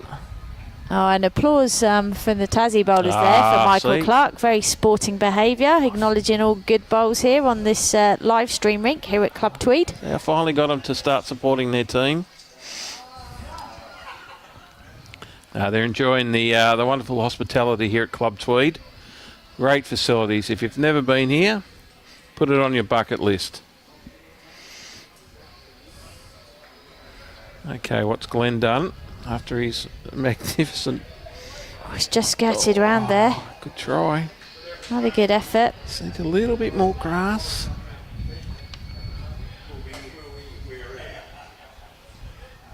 So there's a chance here to plant that bowl out, which is what Robbie's just called for his team. And, of course, if you miss under, then you finish in a good position as well. So a couple of options here.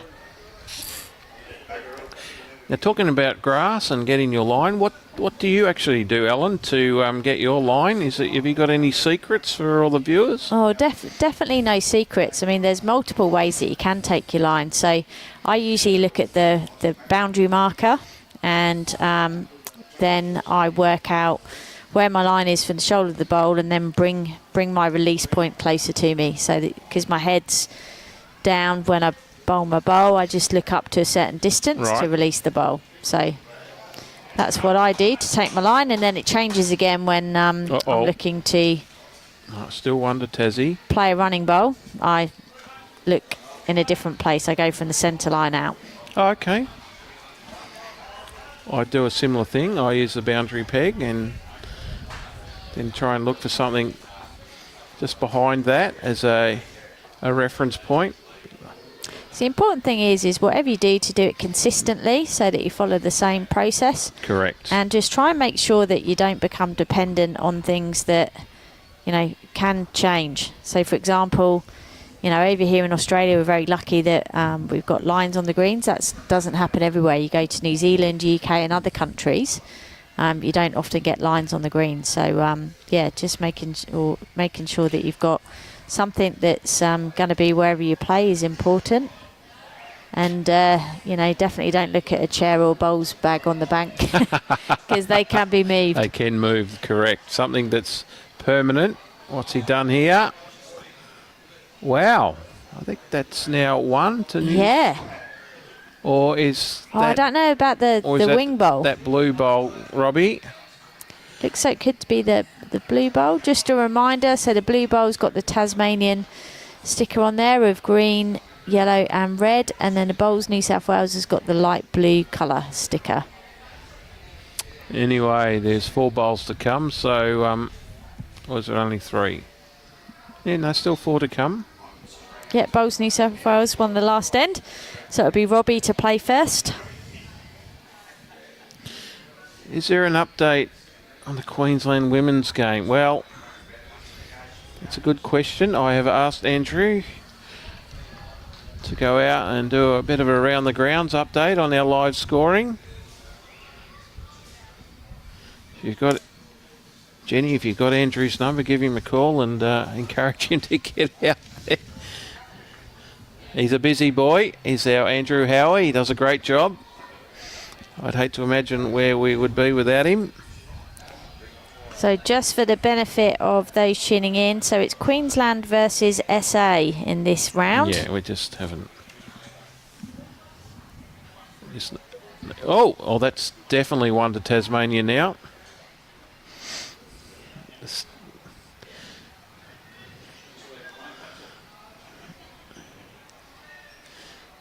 So I like their discussion here. They're looking at what potentially could happen. Now, do we put something around the back? But they have... Is that red bowl the most backest bowl there, Robbie? Just change the camera angles, just to have a little look.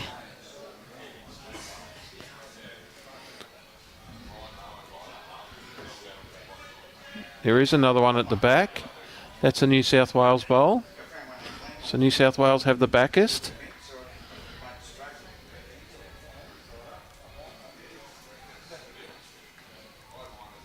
What's he doing here? I don't know what he's trying. Do you know what he was trying to do, Alan? I'm not sure because it looks as though they're holding one, but we could be wrong from this angle. So definitely holding one. That blue bowl is definitely... Well... Peter, unless he was looking to put in a cover bowl, but he's got a couple at the back there. He hasn't got the furthest behind.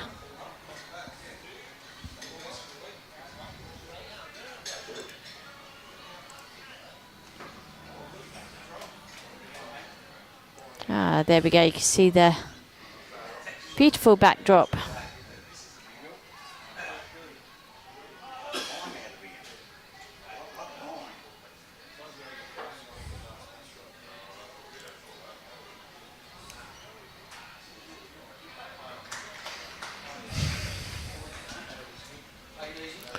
Okay. Robert Warren, or aptly named Big Joe, is going for a covering bowl.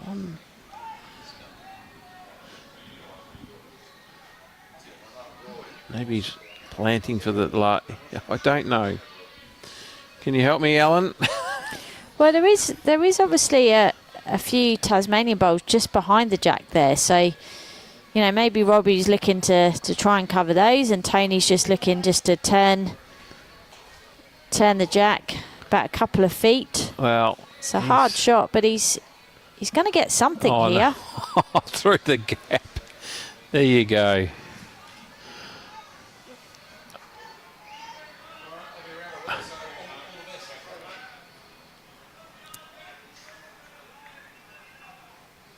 Yeah, Tony's probably looking for trying to get a multiple, but they've got one.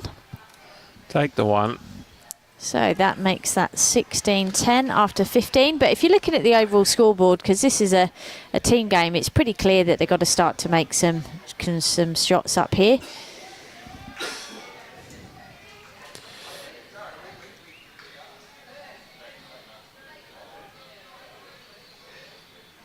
So the overall scoreboard, Tasmania have got some work to do here with New South Wales pulling away.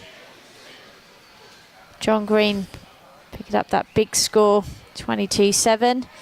And Warren Shipley has fought to get ahead against Chris Norris. So Chris was leading, but Warren Shipley of New South Wales has just got his nose in front at 11-10. Then, of course, on this live stream game, Robbie Warren is currently leading Tony Vince's quartet, 16-10 after 15. All right, viewers, we have Andrew on the case. He's out there doing around the grounds a live score update. So just give us a couple of minutes, please, and we'll have all the scores for you.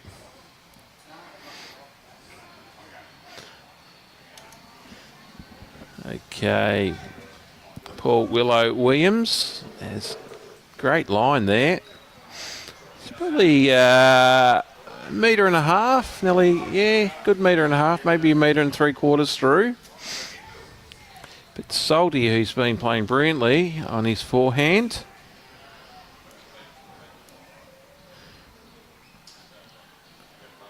Look at good this. correction. Look at this. Oh my goodness. He is playing well. There's a comment in the crowd about how well he's playing. I would have to agree.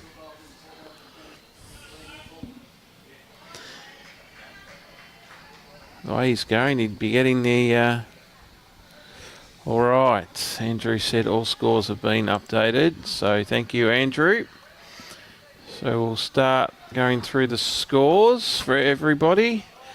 So this is round 6, Victoria versus ACT in the men. It's a close game. Victoria 32, ACT 28 after 30 ends. In the women's, Victoria 24. Wow, trail ACT 28. So ACT up by 4 with 28 ends played, not quite halfway through their allotted 63 ends. As we know, Tasmania here in the men's, we know that New South Wales are leading this contest. Oh, where are we? Sorry. So, but in the women's, we have New South Wales on 24. That one hasn't been updated. We'll have to come back to that one. I might need your help for that one, Robbie. I'll do the next game. I'll do WA versus NT in the men. WA 51, NT 29 in the women. WA 42, leading NT 24.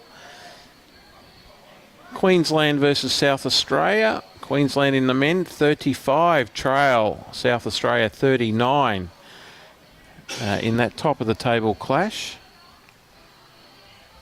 And in the women, Queensland 42 lead South Australia 24 after 38 ends.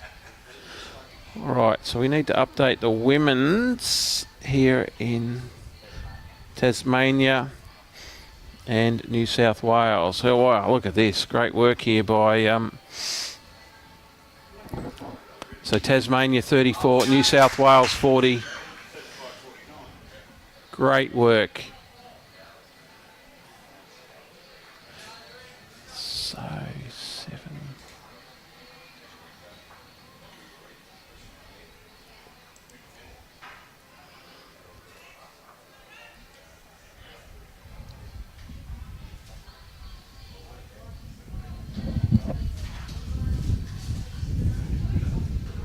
Oh.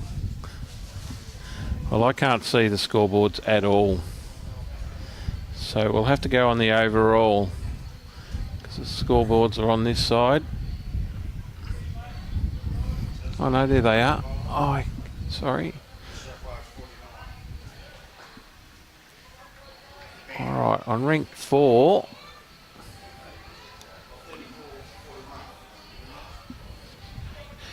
Kim Saunders is 12 all.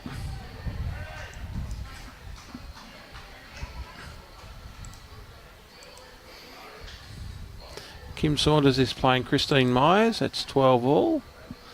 Jeanette Lane is playing Wendy Clarke. Jeanette on 6.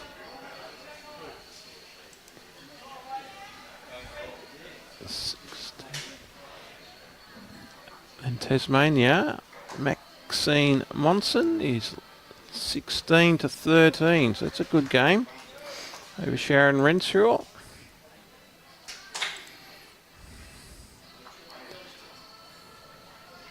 Okay, all right. Sorry about that, viewers. We'll get back to our...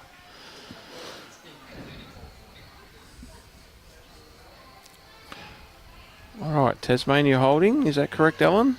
So we just need to see what happens here, because this is a good effort from Robbie. Just gone by the looks of it.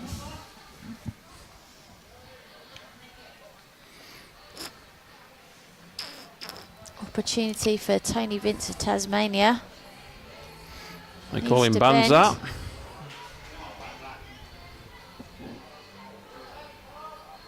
Great line.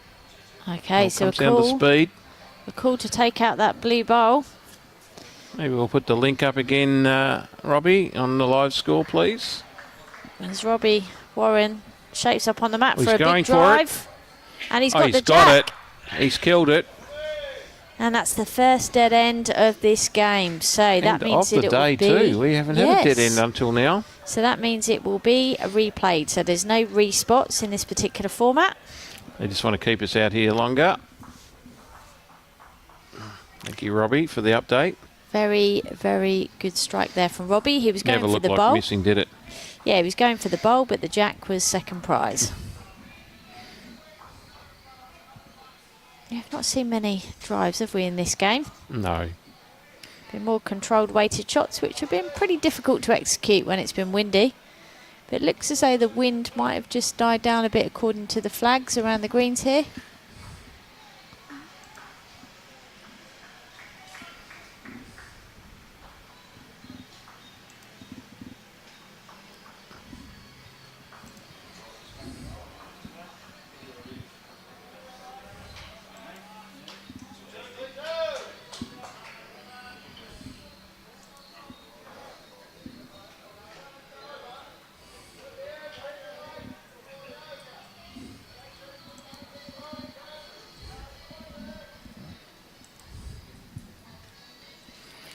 All right.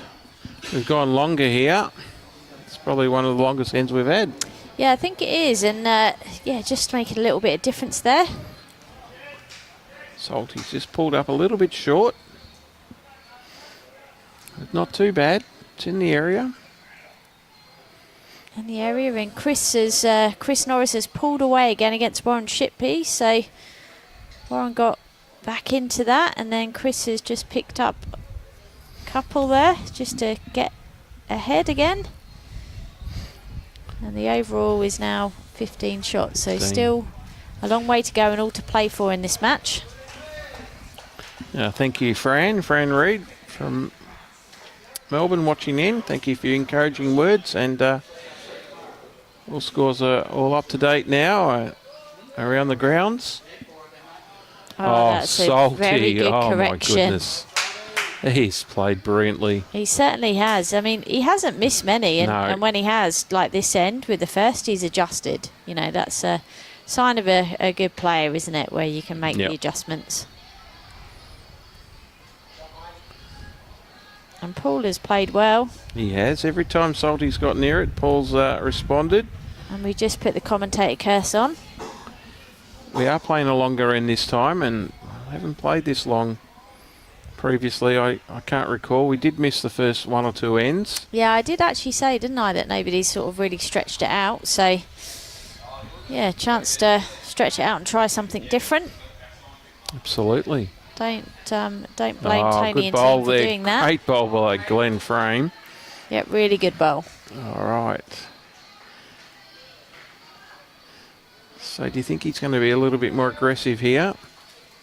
I think you've got to pick a good line and just make sure on that forehand side. He's walked away from that. He's not. But if it stays up, it might be okay. Is it going to stay up, Robbie? I don't think so. It's going in. Yep. It landed on Normandy Beach. What's the local beach around here? Kira Beach. Yeah, certainly spoilt for beaches around here. It's beautiful. It's one of my favourite walks around here. Around Rainbow Bay, and then you can walk all the way from Coolangatta up to Kira, up to Chegan.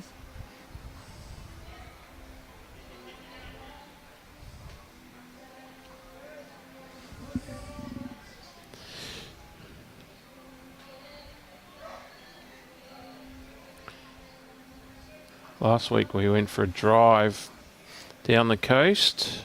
A couple of days off before we started the Nationals. We went down to Byron. And I must say I went to one of the nicest beaches that I've been to for a long time. I'm having trouble pronouncing the name. What Goes Beach in... Oh, okay, thank you. Yeah, Is that how you'd pronounce that?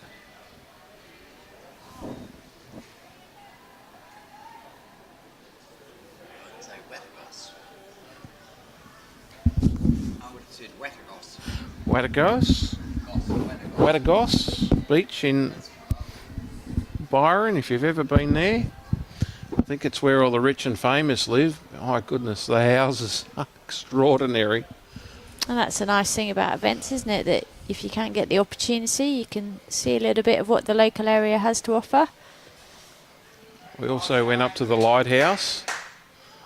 Oh, what a I think great that's the bowl. most easterly point, isn't it, in Australia? Correct. I've been there once. So this is a bit of whale watching as well. Big chance for Holding the Tasmanians here. Holding 4 at the moment. Oh, and this looks like he's it's not going to happy go with under. that. Nah. So the long ends.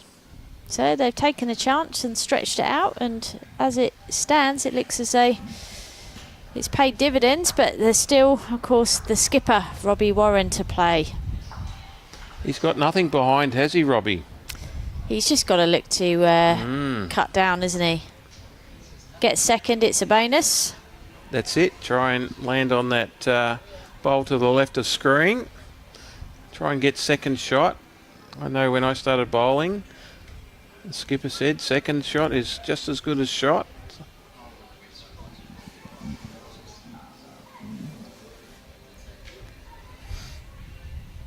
Oh, he slipped on through. Has it stayed up though? No. My old mate Dobe Newton. Dobe from the Bushwhackers. He's a champion bloke. Well, this one looks interesting. Can he hold? Just under. Oh, good effort there from Robbie. Just making sure with the first. Dobe has done an incredible amount of work at Fitzroy Victoria Bowling Club. Always there, tirelessly doing something. One of the nicest guys you could ever meet. Oh, and this is a good bowl here from Tony Vince. Another one in the head. And for those who may have watched The Voice last season, not this season, Dobe was on The Voice singing I Am, You Are, We Are Australian. Dobe actually helped write the song. Incredible song. Oh, wow. He's what not going to go bowl. through the gap. What a bowl. Oh, he's cut it back to one. Well what a great played, bowl. Robbie Warren. Wow. That is incredible bowl. Oh, 6 down, wasn't he? He was at least 5 down there, and he's turned it around to only 1 down. Well played, Robbie. Second shot.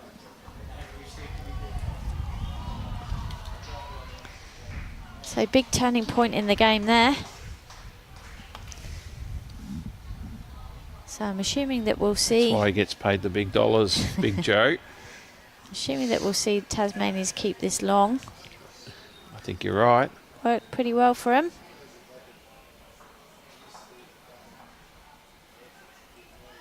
Yeah, you have to send me that clip from The Voice. Yes, I think it'll be there somewhere. Jennifer Symes, what to goes, way to goes. Is that how you say it? Way to goes. Way to goes. Yeah, thank you for helping us out on that. My pronunciation isn't that great, not as good as Val's. But what a beautiful little beach that was. Very safe.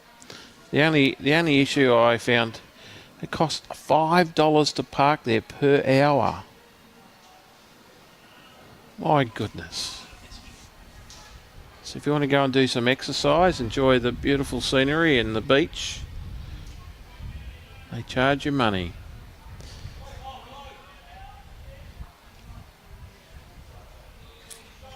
Well, that's a very good start from Paul Williams. I would have thought we pay enough tax that we can park for free at our lovely beaches.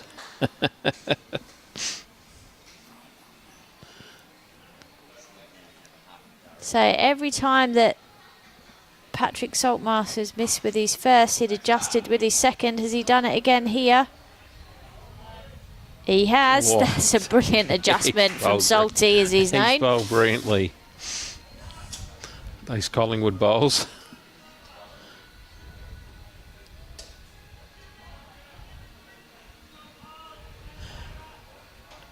Jenny's just stepped away. He'll be back for the live scoring. Maybe I could read out some scores again. I don't know if Andrew's been busy again at work.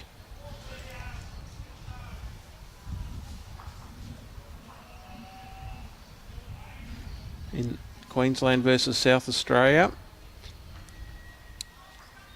South Australia have kicked away 44 to 38. So it makes it a very interesting. Let's go and bring up the ladder. Top of the table clash. If South Australia win this game, they're 2 points behind Queensland. They will take the lead by 1 point with 1 game to go. So what a performance by South Australia. They are now leading 54 to 41 after 52 ends. Oh, hang on a minute. I think Andrew might have put... Let's go and have a look at the women's. Queensland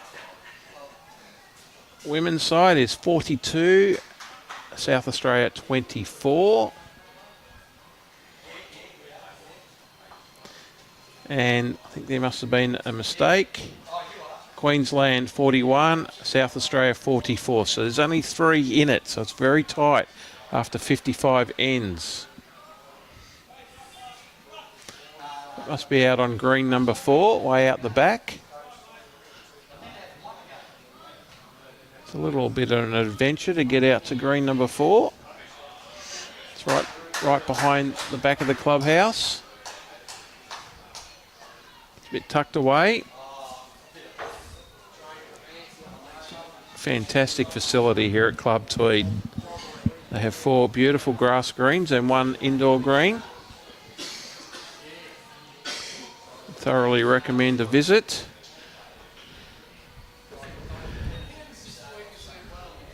Okay. I think it's Tasmania holding 1. Yes, yes indeed. Salty's bowl. And this looks like another one just slipping through the head, but it's a good effort.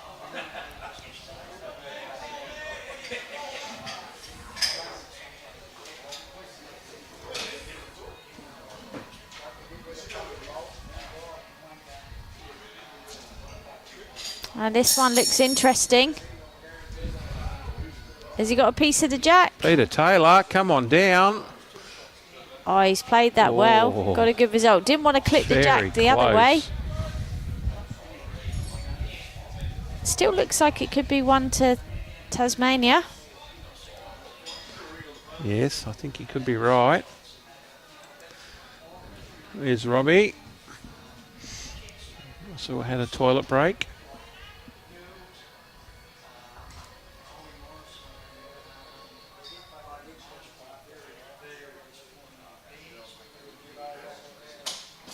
Well, he's cleared that bowl.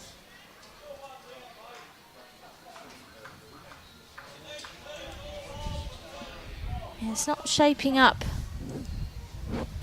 too well here.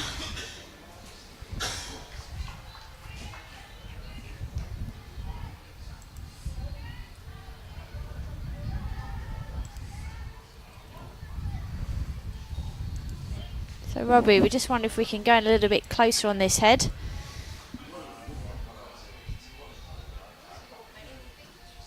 So Tony was shaking his head there because he was looking to come up the forehand.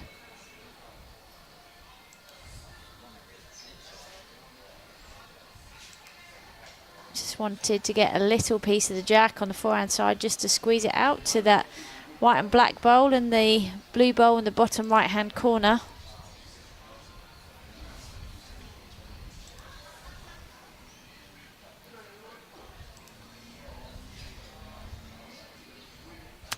Looks like advantage to Tasmania.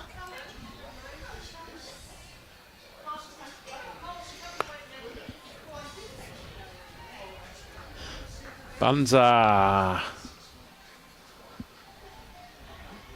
I think this might end up in Watergoose Bay.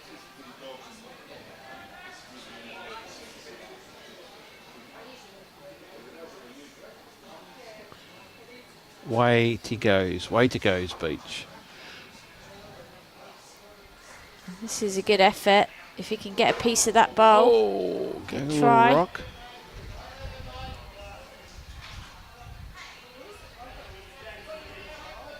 What would you do here, Alan? Yes. I think he's changed that. He's just got to get another bowl. Yeah, I reckon Around. you're right.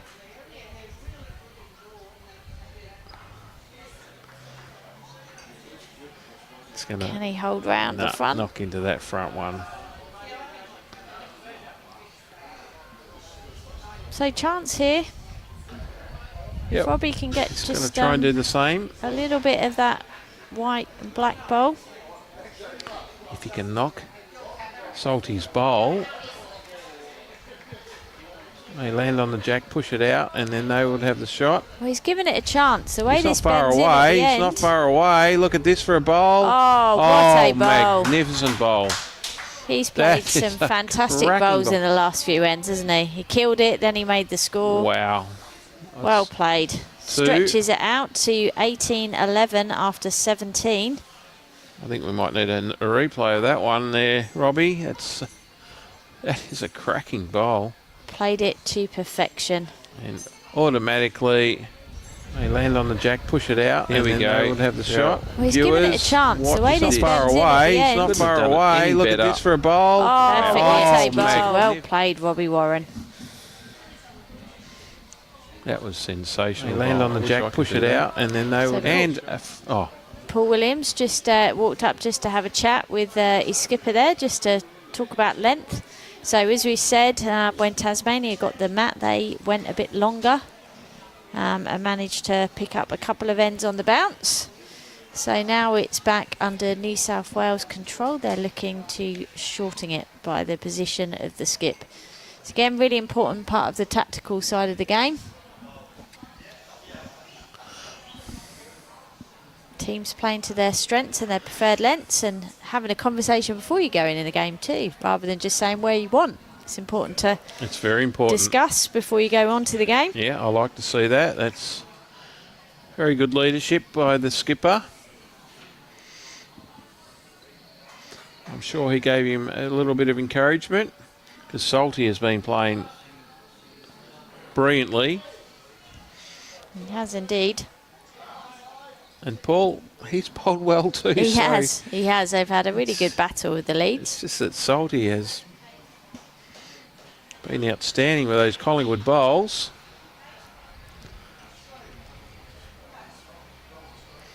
Now there's been a length change, so it's a lot shorter, I should say. I tell you what, the line is impeccable here. Yeah, he's played this well. Impeccable. And the result, oh wow. Well bowled. The Tassie blokes on the... Nah, they're just sitting there. They would have given him a round of applause for that, wouldn't you? Oh, absolutely.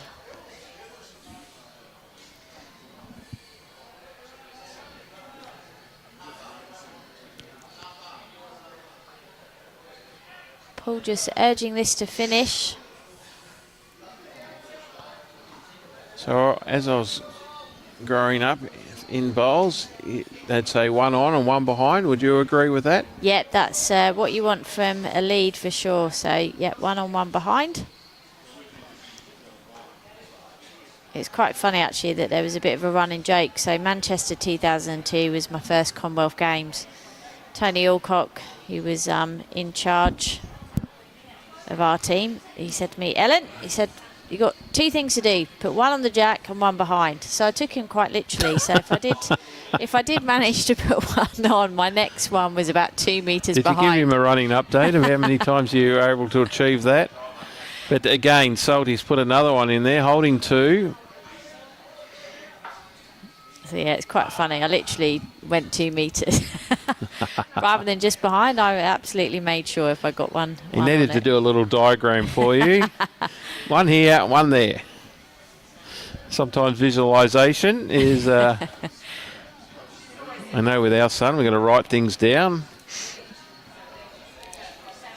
Okay. Ooh. Good way to bowl there. Could be 3. They're certainly putting the pressure on Michael Clarke. Yeah. A second to... Oh, if he can bend, he's got a good bowl here. Yep. That'll be 3rd shot. Glenn Frame from Howrah Bowling Club. They have a lovely indoor covered green. They hosted the Tasmanian BPL Cup State Final, so thank you to Howrah for doing that. Yeah, well played. That's definitely 3. Yeah. Keep asking the questions. Now, it'd be interesting, shorter jack, if this is going to be an attacking bowl. There's no doubt about that. It is. Well, we'll get rid of something. He's going to hit his own green one through the gap. Well, that's okay. It's opened it up.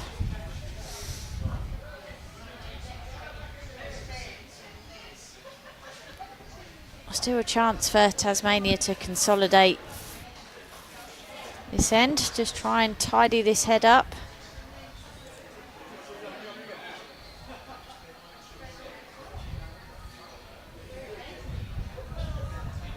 Oh, this is a good try. Oh, just got the other side of the jack. Oh, hello. Oh, that was unfortunate.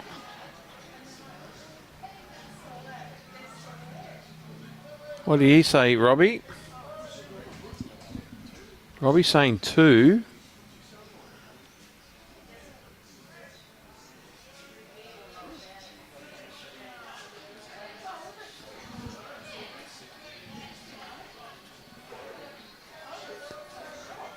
Well, yeah, really none the wiser from Robert Warren there. He didn't really give a good indication, or I missed it. I think regardless of what it is, he probably did it verbally and we couldn't hear him. There'll just be a draw shot. Of course. For Peter Taylor here. And he's executed it I tell you well. what, he's not far away.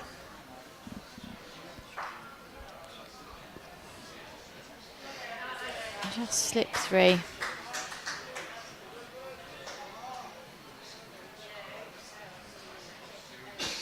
So what do you believe makes a good bowler, Alan? Oh, I think there's quite a few attributes. Obviously, delivery is core component from a technical perspective, ensuring that you do the same thing every time in terms of, smooth balance release. Attitude, I think, is really important about how you approach the game, how you interact with your teammates and your opposition. Then, of course, the tactical awareness as well. So there's multiple things. But I always say, this game is, particularly at the highest level, everyone's got great technique and ability at playing at the highest level, and it's a psychological component that sets the great players apart from the good players. That's right, and that was probably best demonstrated in the men's final, this year's Australian Open, when Aaron Sheriff stepped onto the mat with his last bowl. He was game down. He'd put 3 bowls through the head. He had his last bowl. He took a deep breath, said, "I can do this. Just draw the shot," and he did. He did, yeah. A great example of performing when it counts, when under pressure. That's what it's all about. But, what a performance by Cohen Lifton. Tremendous performance. You'd held game. You can't do anything about last bowl. Exactly right. So full credit to both players. And obviously, it was a cracking game. That's what you want. And another standout moment was Nathan Rice from Club Helensvale.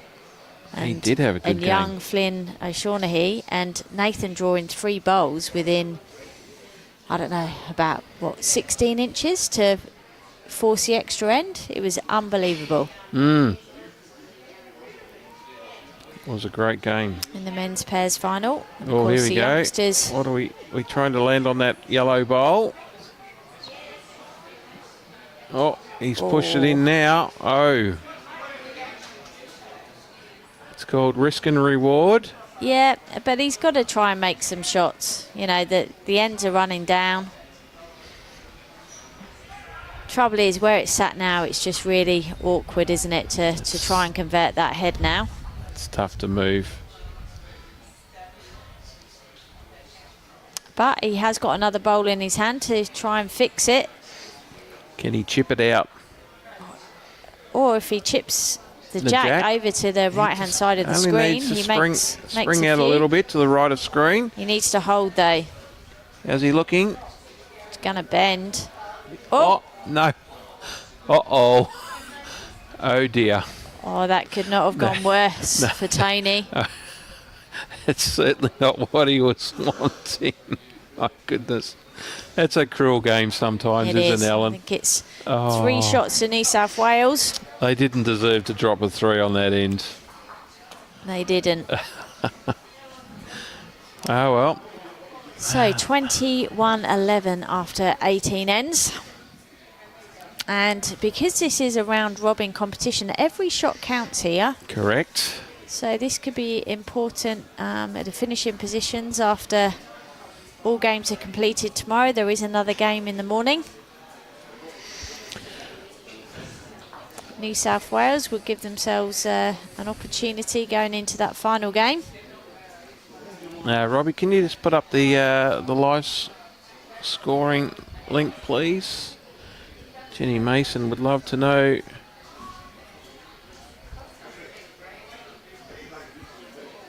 Can we put it in the chat? Is that possible?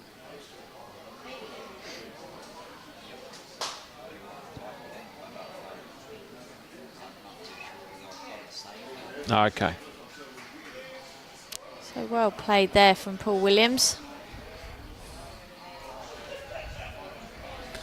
Maybe someone with some technical ability like Steve Weston might be able to download that link and put it in the chat for us, please. Oh, what a reply salty. Here. Wow. He never disappoints, does he, Salty? Tell you what, if you were to mark him out of 10, I think it'd be an 8.5 to 9. Yeah, he's certainly had an effective game, isn't he? It's been amazing.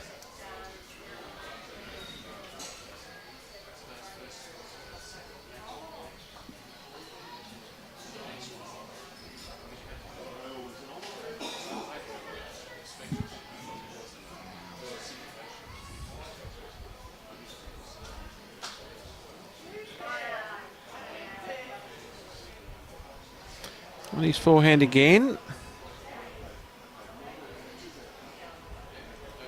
And this Tell you what, looks this good. is not going to be far away too, Alan. Oh, he's played this beautifully. Oh, wow. He's trusted the line and Oh, my goodness. he's peppered the jack. Well played. That is amazing. Well played, Patrick Saltmarsh.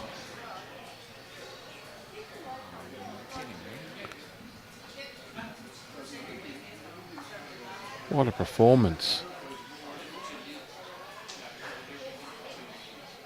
What can Michael Clarke do? Yeah, this is I tell you close. what, This is close. he's got it, chipped it out. Well played. Still won to Tasmania, but Much, much better. correct. Opened it up. Correct. What a bowl. The score certainly doesn't really reflect the quality of game we've been watching here today. It's certainly been a good It's had a good bit battle. of everything. Yep, between both teams. There's been a few multiples scored that's kind of made the difference. So there was a couple of threes.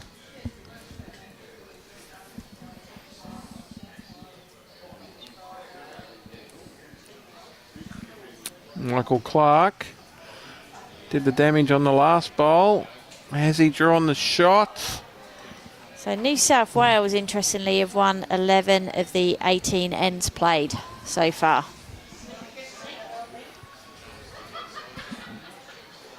And they've mainly, picked up smaller scores. Tasmania started off with a 5 on the first end, I believe.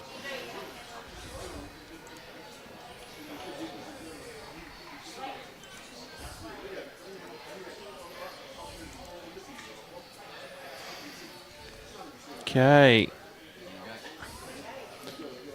Great work. Thank you very much, Robbie. That's why we're paying him the big dollars. Oh, tremendous bowl by Tails. Well played, Peter Taylor. Yep. I'm sure he looked over to Salty. Whatever you can do, I can do it. I think they're having fun out there, that is for sure. That's right. All right, quick updates. Queensland versus South Australia in the men. Queensland 47, South Australia 49. Scott Franklin 13. Daryl Stain-Weddle 12. Greg Rolls 18, leading Gary Smith 11. John Finlayson 16, trailing Peter Gagler 26. So South Australia leading by 2 shots with 3 ends to go. What a cracking game we have there. Any other close games happening at the moment? That's definitely the close one. Also, Victorian women trail ACT 24 to 28. I think that needs an update. Might have to send Andrew out to green number 2.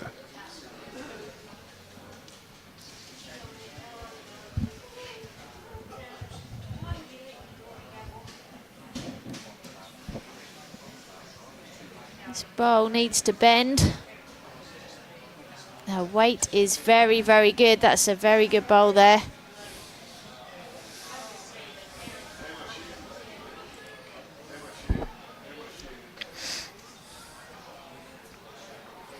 Anyway, I've got Andrew onto green number 2.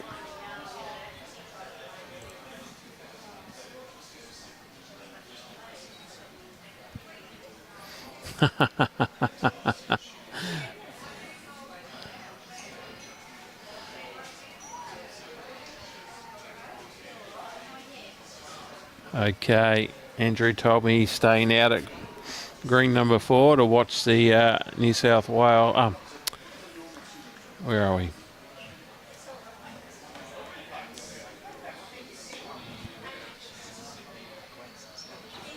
The Queensland versus South Australia game. He's staying out there to keep us all up to date. He's a good man. We might have to get Emma on the job. What do you reckon? Is Emma? Oh, and this is a very, very good bowl from Robbie Warren. Yet again, he does it. Oh, wow. Well played, Robbie. All right. If you're Bunzer, what do you do here? Yeah, well, he's being called down on the backhand just to play with the wind there and try and get down to that bowl. He set it off well. He's given it a chance here. It's all on the running. Get around that yellow bowl. Oh, no, he's knocked another one in. No, it's okay, I think. Shot's still on for him, just looking for the back of that bowl. Yeah, but that was a New South Wales bowl. It was a New South Wales bowl.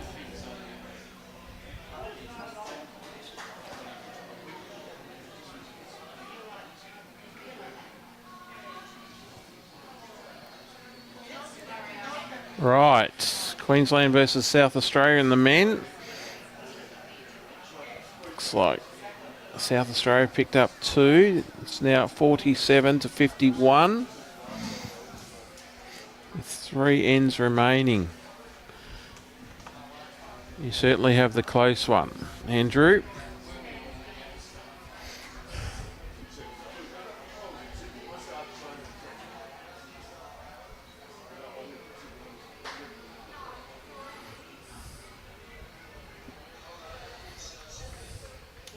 Yeah, it's great when it all comes down to the wire, isn't it? That's what you want, exciting games. With 2 ends to go, South Australia lead by 4 shots. 1 rink has completed. John Finlayson, 16. Peter Gaglia, 26. So South Australia winning that rink by 9. So it's down to the other 2 rinks to decide this.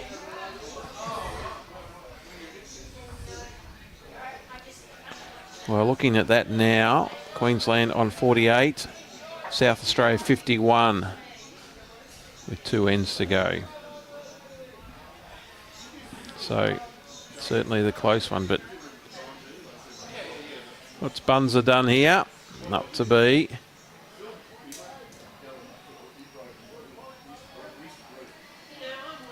How many's that? 2. Yeah, I believe it's 2. Making it 23-11 after 19 ends. So 2 more ends to play here, assuming that there's no killed ends. And it's certainly the advantage to the New South Welshmen, leading 62-39 overall. The other games, as you can see on your screen there, Chris Norris 16 to Warren Shipley 15. It's been a good fight back from Warren. He was well down. Yeah, he's done well after 17 ends played. And then John Green has continued to lead the charge for New South Wales with a 27-12 margin after 19 ends played.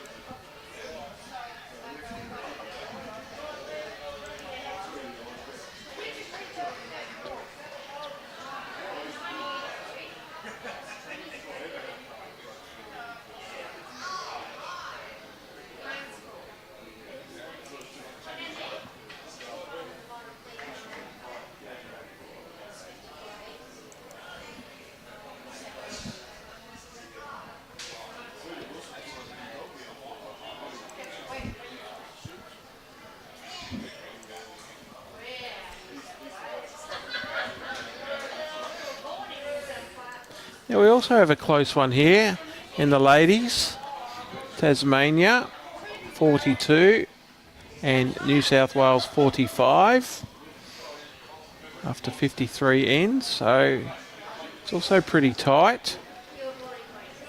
Oh, and Salty does it again. Oh my goodness. Brilliant. He's had a brilliant game. He has. It's nearly a 9 out of 10 game. He's teammates don't buy him dinner tonight, then he'll definitely be getting the 3 votes on this rink. We still need to chuck Michael those Clarke. Collingwood bowls over the fence, though. What a bowl by What a Michael reply. Clarke. Well played, Michael Clarke.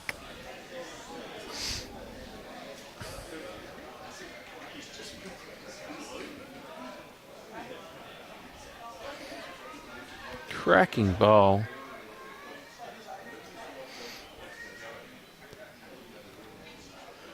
Right.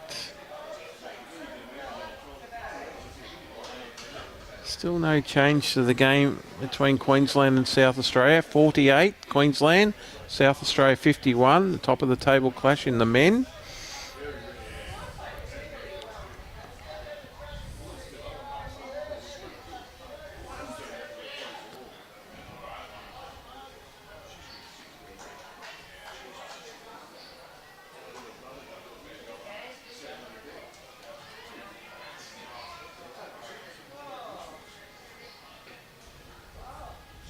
Another good bowling Oh, hang on. in the grounds there. Looks like Andrew's been busy.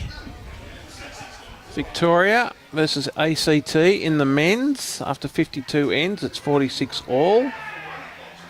And in the women's, it's Victoria 47, ACT 44. So ACT have been in front pretty much all game. And Victoria have crept in front. This is a fantastic head of bowls on this live stream rink. Look at that close up Unbelievable. on the It's top left hand corner. such a quality game. The score is 23-11 to New South Wales, but I guarantee it's a lot closer than that.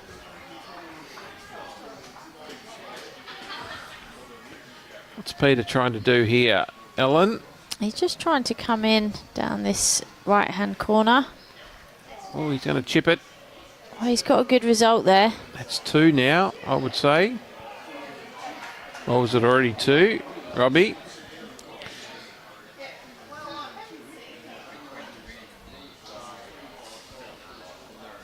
So Tony just asking his third.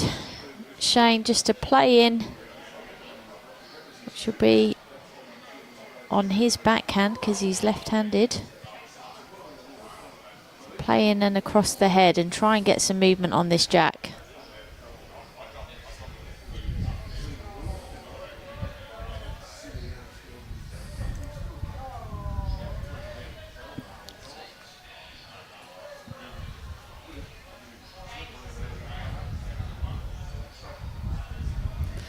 Okay, Andrew will be heading out to the Queensland-South Australia game. See, 2 ends to go. SA lead by 3. Whoever wins that, pretty much, well, not necessarily. Still We'll one go to game the to top. go. Yes, that's correct. I have to look at all the different permutations. The thing is, you just want to be in a situation going into the final day where it's in your own hands. Yes. That's what you ask for. That's a very good call. And meanwhile, has that made 3? This head is an excellent head. Really is a high quality game here, particularly as the wind has got up. You know, the players have really executed well. Well, it looks like South Australia picked up 2 shots on the Scott Franklin Darryl Stainweddle, with Darryl winning that game 14-13. So it gives South Australia a 5-shot buffer with 1 end to go.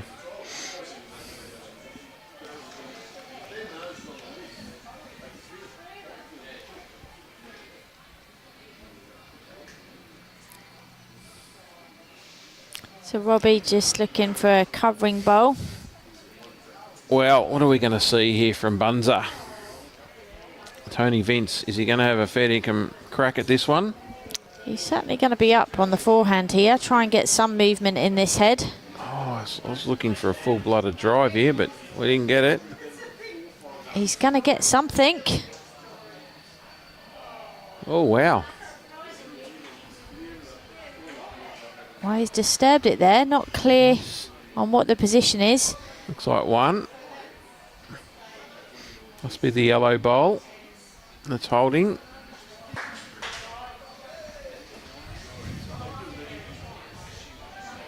This is our second last end.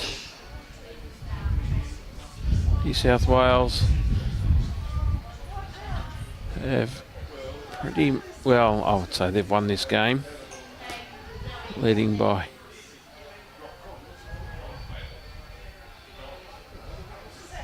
26 shots.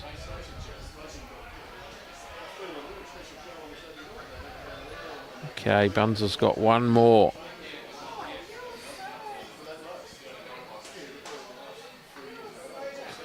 All right, Peter, what are you doing to us? Peter? Peter? Well, he's going to get something if he can get down to that bowl.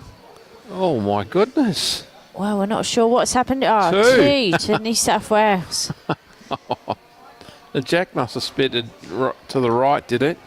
It looks as though it did. It must have. Must have just locked on those bowls, and there was plenty of bowls in the head there. They haven't had the luck in this game in Tasmania, have they? No, it's often what happens though, Paul. When you start to chase the game, it's often where things then don't go in your favour. That's generally the run of play. But it has been played in good spirits. It has. It certainly has. That's evident between both teams and across all three rinks in play here. It's still a cracking bowl by Bunzer, though. Yes, certainly was. His third asked him to land on that front rim bowl, and he did. He certainly did. So last end. Couldn't have done any more than that. In this live stream game here from Club Tweed as part of the 2024 Australian Senior Sides Championships. So one more round tomorrow. So this win will certainly help New South Wales's campaign. Yep, definitely. Well, Warren Shipley, 16 all. What a great comeback from him, from his team. And you often see that in three-rink games where it's the team that's maybe behind that actually ends up, sealing the victory for you because they just minimise the damage. And that's exactly what he's done.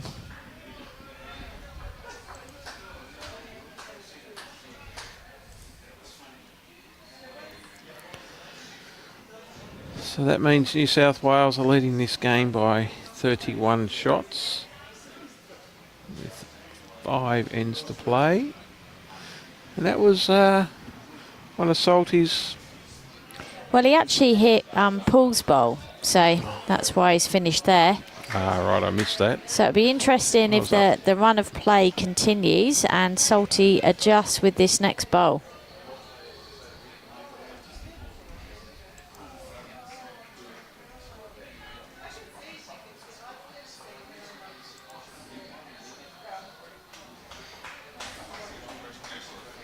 Can he pick up the jack? Oh, well played, Salty. He would deserve that, wouldn't he? So he's one to Salty. Tremendous game.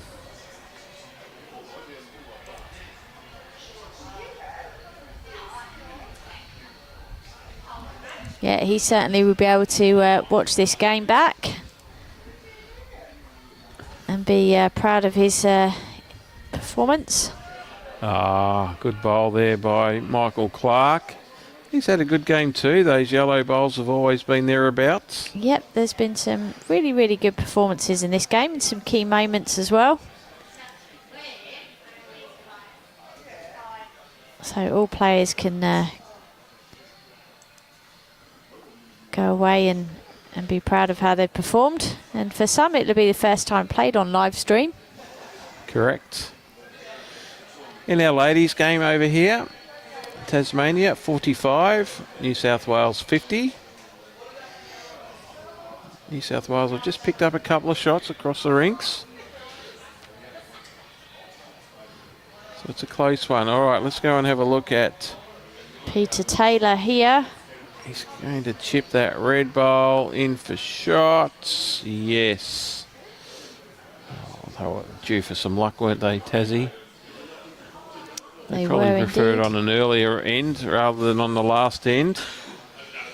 Okay, so we can report that South Australia have beaten Queensland in the men's 56-48 out there on green 4. I would imagine there will be lots of high-fiving and hugging. They will be beside themselves as they will take the lead with 1 round to go. Tomorrow, South Australia play Tasmania for the title.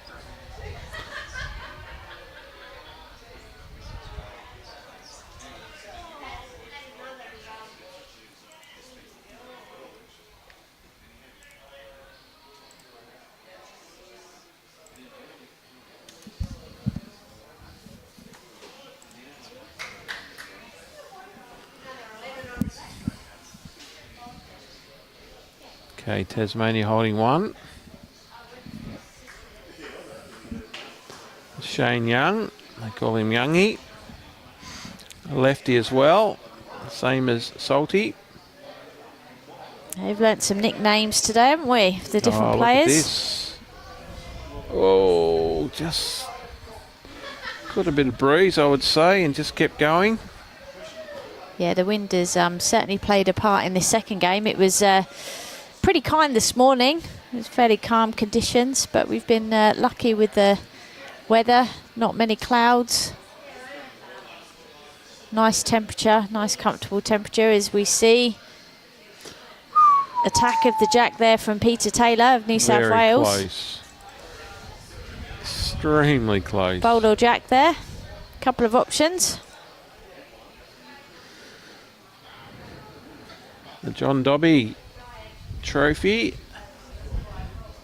South Australia have got one hand on that. They have to play Tasmania tomorrow, who put in an incredible performance today. I'll definitely have to keep an eye out for Patrick Saltmarsh, who I've just given him 9 out of 10 today. He's been extraordinary. Yeah, he's played extremely well, led very well. If he's not been on with his first, he's certainly adjusted with his second. And most of the time, if he's missed, he missed in the right areas. So well played to him. But well played to all players. Oh, absolutely. It's been a cracking game. As we've said, you know, it's been played in great spirit.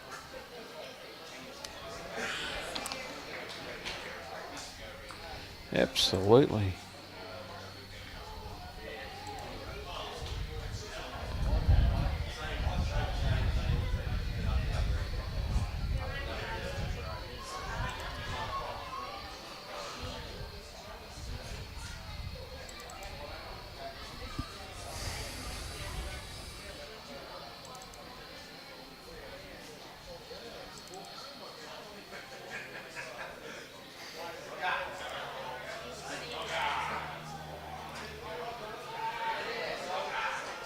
So margin could come into this in terms of the overall, with the final round game taking place tomorrow morning, 8:30 New South Wales time.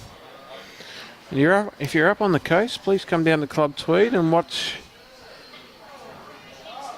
the last game. Yeah, enjoy the atmosphere and the facilities. Absolutely.